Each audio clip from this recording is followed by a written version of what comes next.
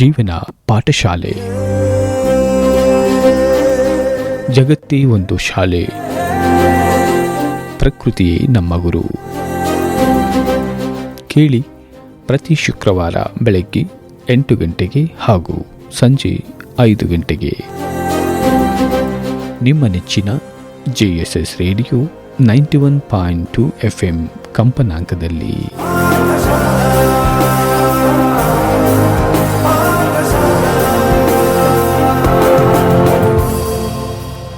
ಪ್ರೀತಿಯ JSS radio 91.2 FM ಕೇಳುಗರಿಗೆಲ್ಲ ನಮಸ್ಕಾರ.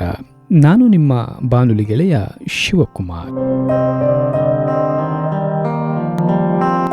ಜೀವನ ಪಾಠಶಾಲಾ ಸರಣಿ ಕಾರ್ಯಕ್ರಮಕ್ಕೆ ಆತ್ಮೀಯವಾದ ಸ್ವಾಗತ.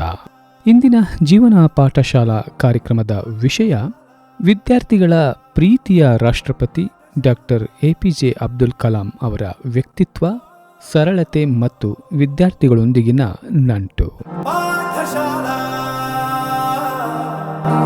ಈ ವಿಷಯ ಕುರಿತು ಮಾತನಾಡಲಿಕ್ಕೆ ಇಂದು ನಮ್ಮ ಜೊತೆಗಿದ್ದಾರೆ ರಕ್ಷಣಾ ಸಂಶೋಧನಾ ಮತ್ತು ಅಭಿವೃದ್ಧಿ ಸಂಸ್ಥೆಯ ನಿವೃತ್ತ ಪ್ರಧಾನ ಸಾರ್ವಜನಿಕ ಸಂಪರ್ಕ ಅಧಿಕಾರಿ ಮತ್ತು ಡಾಕ್ಟರ್ ಕಲಾಂ ರವರ ಶಿಷ್ಟಾಚಾರ ಅಧಿಕಾರಿ ಹಾಗೂ ಡಾಕ್ಟರ್ ಕಲಾಂ ರವರೊಂದಿಗಿನ ನಿಕಟ ಒಡನಾಟ ಹೊಂದಿದ್ದ ಅವರ ವಿಚಾರಧಾರೆಗಳನ್ನು ಜನರಿಗೆ ತಲುಪಿಸುವ ಕಾರ್ಯದಲ್ಲಿ ತೊಡಗಿಸಿಕೊಂಡಿರುವ ಲೇಖಕರು ಹಾಗೂ ಪ್ರೇರಣಾತ್ಮಕ ವಾಗ್ಮಿಯೂ ಆದ ಶ್ರೀ ಜಯಪ್ರಕಾಶ್ ರಾವ್ರವರು. ಬನ್ನಿ ಅವರನ್ನ ಕಾರ್ಯಕ್ರಮಕ್ಕೆ ಸ್ವಾಗತಿಸೋಣ. ಸರ್, ಕಾರ್ಯಕ್ರಮಕ್ಕೆ ಆತ್ಮೀಯವಾದ ಸ್ವಾಗತ. ನಮಸ್ಕಾರ.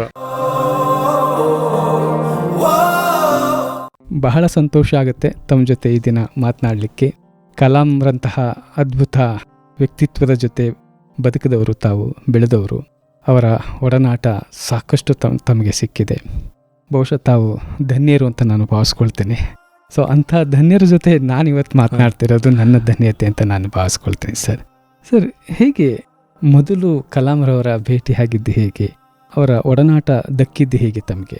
ಕೆಲವು ವರ್ಷಗಳ ಹಿಂದೆ ದೇಶದ ಪ್ರಥಮ ಸ್ವದೇಶದ ಯುದ್ಧ ವಿಮಾನ ತೇಜಸ್ LCA ಅಂತ ಹೇಳ್ತಾರೆ, ಲಘು ಯುದ್ಧ ವಿಮಾನ, ಇದರ ವಿನ್ಯಾಸ ಮತ್ತು ರಚನೆ ಮತ್ತು ಅಭಿವೃದ್ಧಿ ಕೇಂದ್ರಕ್ಕೆ, ಇದು ರಕ್ಷಣಾ ಸಂಸ್ಥೆಯ ಅಡಿಯಲ್ಲಿರುವಂಥ ಒಂದು ಪ್ರಯೋಗಾಲಯ, 4,000 ಕೋಟಿಯ ಯೋಜನೆ.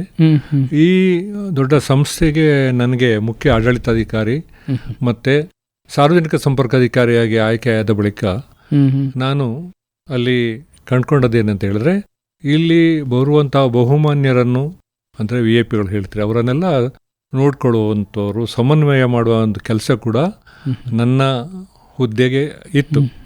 ಉಳಿದಿನಗಳಲ್ಲಿ ನಾನು ನನ್ನ ಆಡಳಿತ ವಿಚಾರಗಳಲ್ಲಿ ತೊಡಗಿಸ್ಕೊಂಡ್ರೆ, ಬಹುಮಾನ್ಯರು ಬೆಂಗಳೂರು ಕರ್ನಾಟಕ ಬರೋದಿದ್ರೆ ರಕ್ಷಣಾ ಸಚಿವರು, ಹೀಗೆ ಹಲವು ಬೇರೆ ದೇಶದ ಬಹುಮಾನ್ಯರು, ಮುಖ್ಯವಾಗಿ ನನ್ನ ಸಂಸ್ಥೆಯ ಮಹಾನಿರ್ದೇಶಕ, ರಕ್ಷಣಾ ಇಲಾಖೆ ರಕ್ಷಣಾ ಸಚಿವರ ವೈಜ್ಞಾನಿಕ ಸಲಹೆಗಾರ ಮತ್ತು ನಮ್ಮ ರಕ್ಷಣಾ ಪ್ರಯೋಗಾಲಯಗಳ ಮಹಾನಿರ್ದೇಶಕ ಡಾಕ್ಟರ್ APJ ಅಬ್ದುಲ್ ಕಲಾಂ ಅವರು ನನ್ನ ಸಂಸ್ಥೆಯ ಡೈರೆಕ್ಟರ್ ಜನರಲ್ ಕೂಡ ಆಗಿದ್ರು. ಹಾಗಾಗಿ ಅವರು ಈ ಯುದ್ಧ ವಿಮಾನದ ರಚನೆ ಮತ್ತು ವಿನ್ಯಾಸ ನಡೆಯುವ ಕೇಂದ್ರಕ್ಕೆ ಅದರ ಬೆಳವಣಿಗೆ ಮತ್ತು ಅಭಿವೃದ್ಧಿಯನ್ನು ನೋಡಲಿಕ್ಕೆ ವಿಶ್ಲೇಷಣಾ ಸಭೆ ಮಾಡಲಿಕ್ಕೆ ಅವರು ನಮ್ಮ ಬೆಂಗಳೂರಿಗೆ ಯಾವಾಗಲೂ ಬರ್ತಾ ಇದ್ರು. ಆತ್ಮನಿರ್ಭರ ಭಾರತದ ಯೋಜನೆಯಲ್ಲಿ ಇದು ಅಗ್ರಗಣ್ಯ. ಅಂದ್ರೆ ಜಗತ್ತಲ್ಲಿ ಒಂದು 5 ರಾಷ್ಟ್ರಗಳಲ್ಲಿ 5 ರಾಷ್ಟ್ರಗಳು ಮಾತ್ರ ಯುದ್ಧ ವಿಮಾನ ರಚನೆ, ಅಭಿವೃದ್ಧಿ ಮತ್ತೆ ತಯಾರಿ ಕೆಲಸದಲ್ಲಿ ತೊಡಗಿಸಿಕೊಂಡಿದ್ದೇವೆ. ಅಂತ ಒಂದು ರಾಷ್ಟ್ರಗಳಲ್ಲಿ ಭಾರತ ಕೂಡ ಒಂದು ಹೇಳಿಕೆ ನನಗೆ ಬಹಳ ಸಂತೋಷ.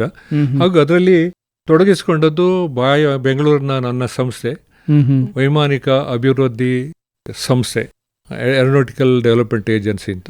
ಇಲ್ಲಿ ದೇಶದ ಅಗ್ರಮಾನ್ಯ ವಿಜ್ಞಾನಿಗಳು, ಮಿಲಿಟರಿ ಅಧಿಕಾರಿಗಳು, ವಾಯುದಳದವರು, ನೇವಿ ವಿಭಾಗದ ಅಧಿಕಾರಿಗಳೆಲ್ಲ ಸೇರಿದ ಒಂದು ಬಹಳ ವಿಶೇಷ ಮಹತ್ವದ ಸಂಸ್ಥೆ. ಹೀಗಾಗಿ ಇಲ್ಲಿ ನನಗೆ ಪ್ರಥಮ ಬಾರಿಗೆ ನೀವು ಇನ್ನು ಮುಂದೆ ಡಾಕ್ಟರ್ ಕಲಾಂ ಅವರನ್ನು ನೀವು ಎದುರುಗೊಂಡು ಅವರೊಟ್ಟಿಗೆ ಇದ್ದು ಸಮನ್ವಯ ಕಾಲಕ್ಕೆ ನೀವು ತೊಡಗಿಸಿಕೊಳ್ಬೇಕು ಅಂತ ಹೇಳುವಾಗ ನನಗೆ ಒಂದು ಕಡೆ ಸಂತೋಷ, ಒಂದು ಕಡೆ ಭಯವೂ ಆಯಿತು. ಅಂದರೆ ಸಂತೋಷ, ನನ್ನ ಜೀವನಕ್ಕೆ ಬಂದ ದೊಡ್ಡ ಭಾಗ್ಯ ಇದು.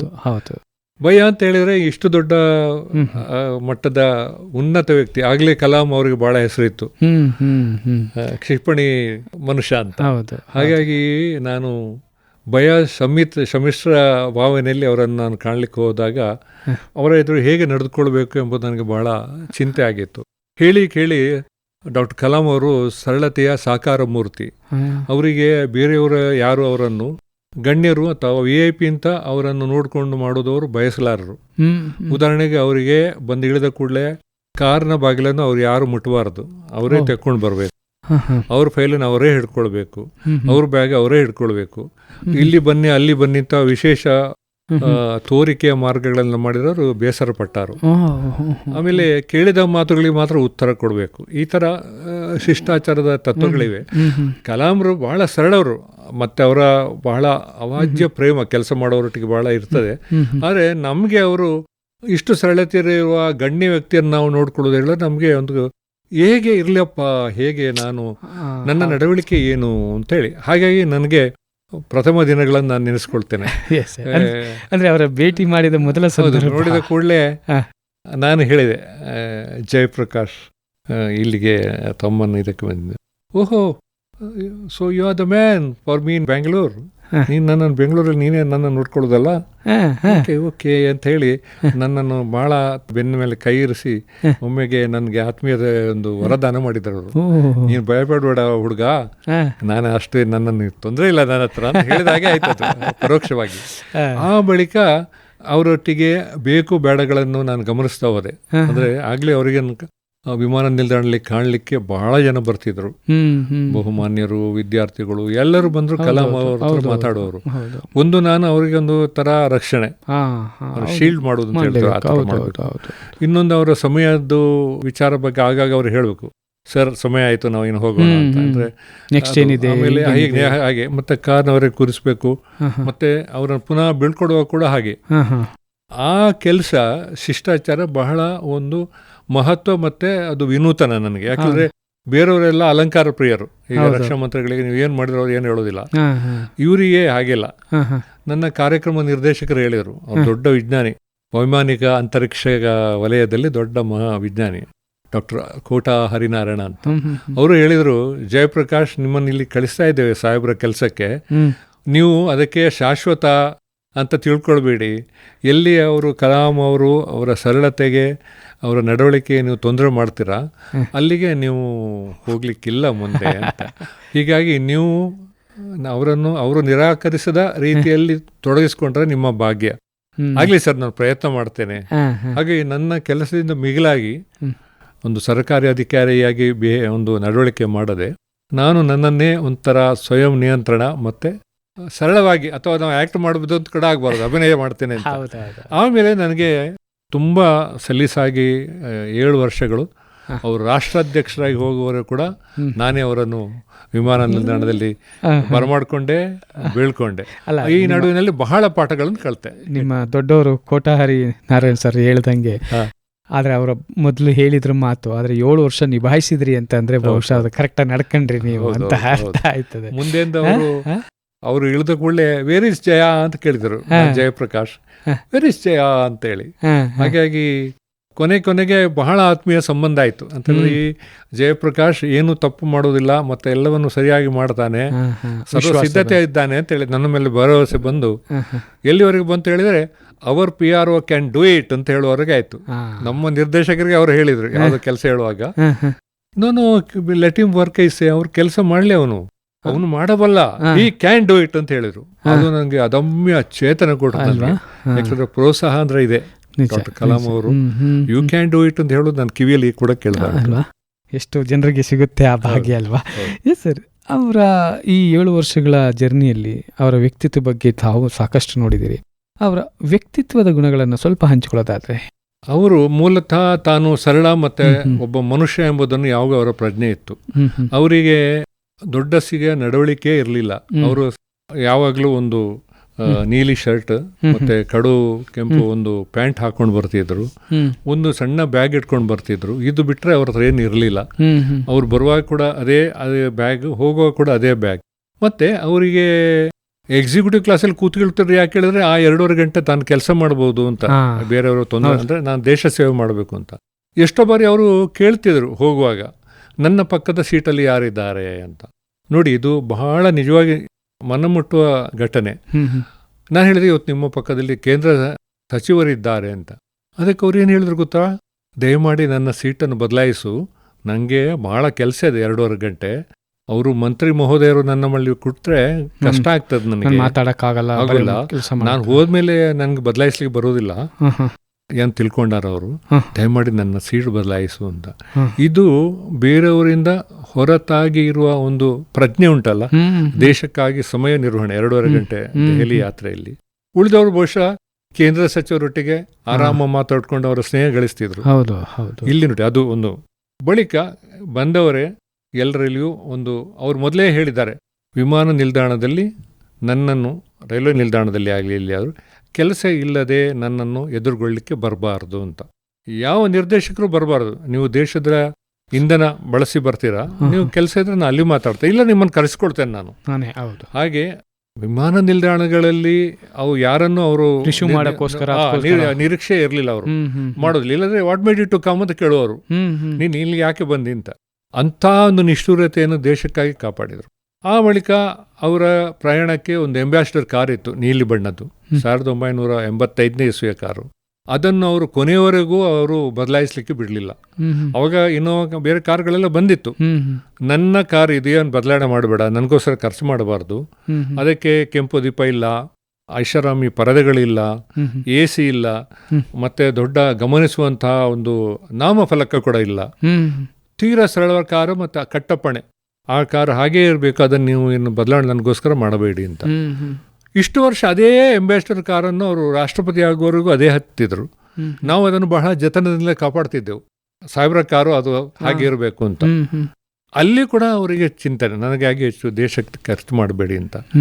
ಇನ್ನು ತಾವು ಉಳಿದ ವಸತಿ ಗೃಹಗಳಲ್ಲಿ ಅವರು ಮಹಾನಿರ್ದೇಶಕರಾಗಿ ಅದನ್ನು ಪಾವತಿ ಮಾಡುವ ಅವಶ್ಯಕತೆ ಇಲ್ಲ.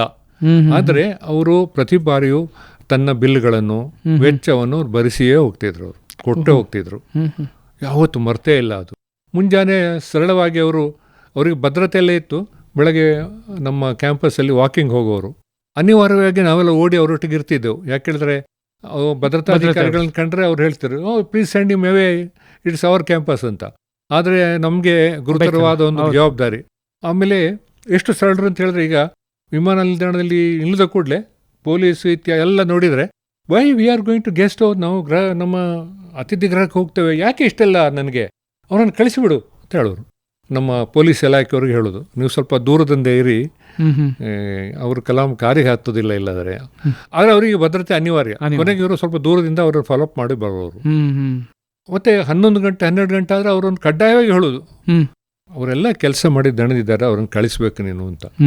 ಹಾಗೆ ಅಷ್ಟು ಒಂದು ಎಚ್ಚರ ಅವರಿಗೆ. ಇನ್ನು ಇಲ್ಲಿಂದ ಕಾರ್ಯಕ್ರಮ ಮುಗಿಸಿ ಬರುವಾಗ ಫಲ, ಪುಷ್ಪ, ಹಾರ ಯಾವುದು ಹಾಕಬಾರ್ದು ಹೇಳ್ತಾರೆ ಅವರು. ಆದರೆ ಅವ್ರಿಗೆ ಕೊಟ್ಟದ್ದನ್ನೆಲ್ಲ ಅವರು ಹಿಡ್ಕೊಂಡು ಬಂದ ಕೂಡಲೇ ಅದರ ಮೊಮೆಂಟೋ ಇದೆಲ್ಲ ಸ್ಮರಣಿಕೆಯನ್ನು ನನ್ನ ಕಚೇರಿಯಲ್ಲಿ ಇಡು, ನಮ್ಮಲ್ಲಿ ಕಚೇರಿ ಇದೆ, ಉಳಿದದ್ನೆಲ್ಲ ಹಿಡ್ಕೊಂಡು ಅವರು ನೋಡು, ಆ ಪೊಲೀಸ್ ಇಲಾಖೆಯಲ್ಲಿ ಯಾರೋ ಒಬ್ಬ ಹಿರಿಯ ಕಾನ್ಸ್ಟೇಬಲ್ ಇದ್ದರೆ ಕರಿಯವನನ್ನು, ಅವನು ಕರೆಸಿ ಆ ಶಾಲು ಮಾಲೆ ಅವನಿಗೆ ಹಾಕೋದು, ನೀನು ಒಳ್ಳೆ ಕೆಲಸ ಮಾಡಿದೀಯಪ್ಪ ಅಂತ. ಆಮೇಲೆ ಹಣ್ಣು ಹಂಪಲುಗಳನ್ನೆಲ್ಲ ಅಲ್ಲೇ ಹಂಚಿಬಿಡುತ್ತು. ಇವೆಲ್ಲ ಹೀಗೆ ವಿತರಣೆ ಮಾಡಿ ಕೇವಲ ಬರುವಾಗ ಹೇಗಿದ್ರು ಸಾಹೇಬರು, ಹಾಗೆ ವಿಮಾನ ಹತ್ತಿ ಹೋಗೋರು. ಇಷ್ಟೊಂದು ಸರಳತೆ ಅವ್ರ ಹತ್ರ. ಅವ್ರು ಬಹಳ ನಿಮ್ಗೆ ಆಕರ್ಷಣೀಯವಾದ ಒಂದು ವಿಚಾರ ಅಂತ ಹೇಳಿದ್ರೆ, ನನಗೆ ಭಾರತ ರತ್ನ ಪ್ರಶಸ್ತಿ ಲಭಿಸಿದಾಗ ಅವರು ಹೇಗೆ ನಡ್ಕೊಂಡ್ರು ಎಂಬುದು ಬಹಳ ಮುಖ್ಯ ವಿಚಾರ. ನಮ್ಮಲ್ಲಿ ಪ್ರಶಸ್ತಿಗಳು ಬಂದಾಗ ಎಷ್ಟು ಅದನ್ನು ನಮ್ಮ ಕಾಣ್ಲಿಕ್ಕೆ ಬರೋರು ಹೂ ಮಾಲೆ ಎಲ್ಲ ಹಾಕ್ತಾರೆ. ಅವರಿಗೆ ಭಾರತ ರತ್ನ ಪ್ರಶಸ್ತಿ ನೀಡಿದ ಕೂಡಲೇ ಎಲ್ಲರಿಗೂ ಸುತ್ತೋಲೆ, ನನ್ನ ಹೆಸರಿನ ಮುಂದೆ ಯಾರು ಭಾರತ ರತ್ನ ಹಾಕಿದ್ದೀರಿ, ನಾನು ಹಿಂದಿನ ಹಾಗೆ ನನ್ನನ್ನು ಹೇಗೆ ಉದ್ದೇಶಿಸಿ ಮಾತಾಡ ಹಾಗೆ ಹೇಳಬೇಕು. ವಿಮಾನ ನಿಲ್ದಾಣ, ರೈಲು ನಿಲ್ದಾಣಗಳಲ್ಲಿ ನನಗೆ ಮಾಲೆ ತಗೊಂಡು ಅಭಿನಂದಿಸ್ಲಿಕ್ಕೆ ಬರಬೇಡಿ, ಯಾರು ಬರಬಾರ್ದು. ಆಮೇಲೆ ನನ್ನ ವಿಶ್ಲೇಷಣಾ ಸಭೆಗಳಲ್ಲಿ ಮುಖ್ಯವಾಗಿ ಭಾರತ ರತ್ನ ಅಂತ ಹೇಳಬಾರ್ದು, ಮತ್ತೆ ಅಲ್ಲಿ ನನಗೆ ಅಭಿನಂದನೆ ಮಾತುಗಳು ಮತ್ತೆ ಸಮಾರಂಭ ಮಾಡಬಾರದು. ಈ ಥರ ಶಿಸ್ತಿನ ಸುತ್ತೋಲೆಗಳನ್ನು ಕಳಿಸಿದರು. ನೋಡಿ, ಭಾರತ ರತ್ನ ಸಿಕ್ಕಿದವರಿಗೆ ಹೀಗಾಗಿ ವಿಮಾನ ನಿಲ್ದಾಣದಲ್ಲಿ 11:30-12 ಗಂಟೆಗೆ ತಮ್ಮ ಕೆಲಸ ಮುಗಿಸಿ ಬಂದಾಗ ನಾನು ಮತ್ತು ಡಾಕ್ಟರ್ ಕೋಟ ಹರಿನಾರಾಯಣ್ ಇಬ್ಬರೇ ಹೋಗಿದ್ದೆವು. ಯಾಕಂದ್ರೆ ಅವರು ನಮ್ಮ ಹಿರಿಯ ನಿರ್ದೇಶಕರು ಮತ್ತು ನಾನು ಶಿಷ್ಟಾಚಾರಾಧಿಕಾರಿ. ಬೇರೆ ಯಾರು ಬರಲಿಕ್ಕೆ ಧೈರ್ಯವೇ ಇಲ್ಲ ಅವರಿಗೆ. ಅಂದರೆ ಅವರು ಸಿಡ್ಕಿನ ವ್ಯಕ್ತಿ ಅಂತಲ್ಲ, ಅವರು ಸರಳತೆ ಪ್ರತಿಪಾದಿಸುವವರು. ನೀವು ಈ ತೊಂದರೆ ಮಾಡ್ಕೊಂಡೆ ಬರಬೇಡಿ, ನೀವು ಕೆಲಸ ಮಾಡಿ ದಣಿದಿರ್ತೀರಿ, ಹೋಗಿ ಆರಾಮ್ ಮಾಡಿ ಅಂತ. ಹಾಗಾಗಿ ಅವರು ವಿಮಾನ ನಿಲ್ದಾಣದಿಂದ ನಾವು ಕಂಡುಕೊಂಡು ಕೂಡಲೇ ನಮಗೆ ಅವರಿಗೆ ಅಭಿನಂದನೆ ಹೇಳಬೇಕೋ ಬೇಡವಾ ಅಂತ ಒಂದು ಬಹಳ ಮುಜುಗರ ಆಯಿತು. ಸಂತೋಷ, ಅಭಿಮಾನದಲ್ಲಿ ಹೃದಯ ಹೇಳ್ತದೆ, ಅವರನ್ನು ನಿಮ್ಮ ಬಾಸ್ ಅವರನ್ನು ನೀವು ಇವತ್ತು ಖಂಡಿತ ಅಭಿನಂದಿಸಬೇಕು, ಈ ಅವಕಾಶ ನಿಮಗೆ ಸಿಗುವುದಿಲ್ಲ. ಇನ್ನೊಂದು ಕಡೆ ಅವರು ಏನು ಹೇಳಿ ಯಾರು ಎಂಬ ಒಂದು ಭಯ, ಪ್ರೀತಿಯ ಭಯ. ಹಾಗಾಗಿ ನಾವು ನನಗೆ ಅವರು ಹೇಳಿದರು, ನಮ್ಮ ನಿರ್ದೇಶಕ, ಏನೇ ಆಗಲಿ ನಾವು ಇವತ್ತು ಹೇಳ್ಬಿಡುವ, ಏನು ಹೇಳ್ತಾರೆ ನೋಡುವ ಅಂತ. ಹಾಗೆ ನಾವು ಭಯಮಿಶ್ರಿತ ಶಬ್ದಗಳಲ್ಲಿ ಅಭಿನಂದನೆಗಳು ಸರ್ ಅಂತ ಹೇಳಿದೆ ಅವರಿಗೆ. ನಿಜವಾದ ಭಾರತ ರತ್ನ ಇದು ನನಗೆ ಸಿಕ್ಕಿದ್ದಲ್ಲ, ನಿಮಗೆಲ್ಲ ಸಿಕ್ಕಿದ್ದು. ಯಾಕೆ ನನಗೆ ಅಭಿನಂದಿಸ್ತೀರಿ? ಇದೇನು ಅರ್ಥ? ನಾನು ನಿಮ್ಮೊಟ್ಟಿಗೆಲ್ಲ ಇನ್ನು ಜಾಸ್ತಿ ಕೆಲಸ ಮಾಡಬೇಕು ಅಂತ ನನಗೆ ದೇಶಕ್ಕೆ ಹೇಳಿದೆ, ಆಯಿತಾ? ಅದ ಕಡೆ this honour is meant for all the dedicated workers of India, ಅವರಿಗೆ ಸಲ್ಲತಕ್ಕದ್ದು, ಆಯಿತಾ? ನಾನು ನಿಮ್ಮ ಪರವಾಗಿ ತಗೊಂಡಿದ್ದೇನೆ ಅಂತ. ವಿಶ್ಲೇಷಣಾ ಸಭೆಯಲ್ಲಿ ಕೂಡ ಯಾರು ಹೇಳಲಿಲ್ಲ. ಅವರಿಗೆ ಅಷ್ಟು ಅಭಿಮಾನ, ಭಕ್ತಿ, ಆಮೇಲೆ ಅವರ ಮೇಲೆ ಗೌರವ ಜನರಿಗಿತ್ತು. ಭಾರತ ರತ್ನ ಲಭಿಸಿ ಕೂಡ ಹೀಗಿದ್ದರು ಅಂತ ಹೇಳಿದರೆ ಇದು ಬಹುಶಃ ಎಲ್ಲಿಯೂ ನೀವು ಕೇಳಿರಕ್ಕಿಲ್ಲ. ಹೀಗಾಗಿ ಇವರು ಸಹೋದ್ಯೋಗಿಗಳೊಟ್ಟಿಗೆ ಹೇಗಿದ್ರು ಅಂತ ಹೇಳಿದ್ರೆ, ಅವರು ತೀರಾ ಆತ್ಮೀಯವಾಗಿದ್ದರು ಅಂತ ಹೇಳಿದರೆ, ಅವರಿಗೆ ಜನರ ಒಂದು ಶಕ್ತಿಯನ್ನು ಗಮನಿಸುವ ಒಂದು ಚೇತನ ಅವರಲ್ಲಿತ್ತು. ವ್ಯಕ್ತಿ ಯಾರು ಮಾಡಬಲ್ಲ ಅಂತ ಅವನಲ್ಲಿ ಹೋಗಿ ಯು ಕ್ಯಾನ್ ಡೂ ಇಟ್ ಅಂತ ಹೇಳ್ತಿದ್ರು.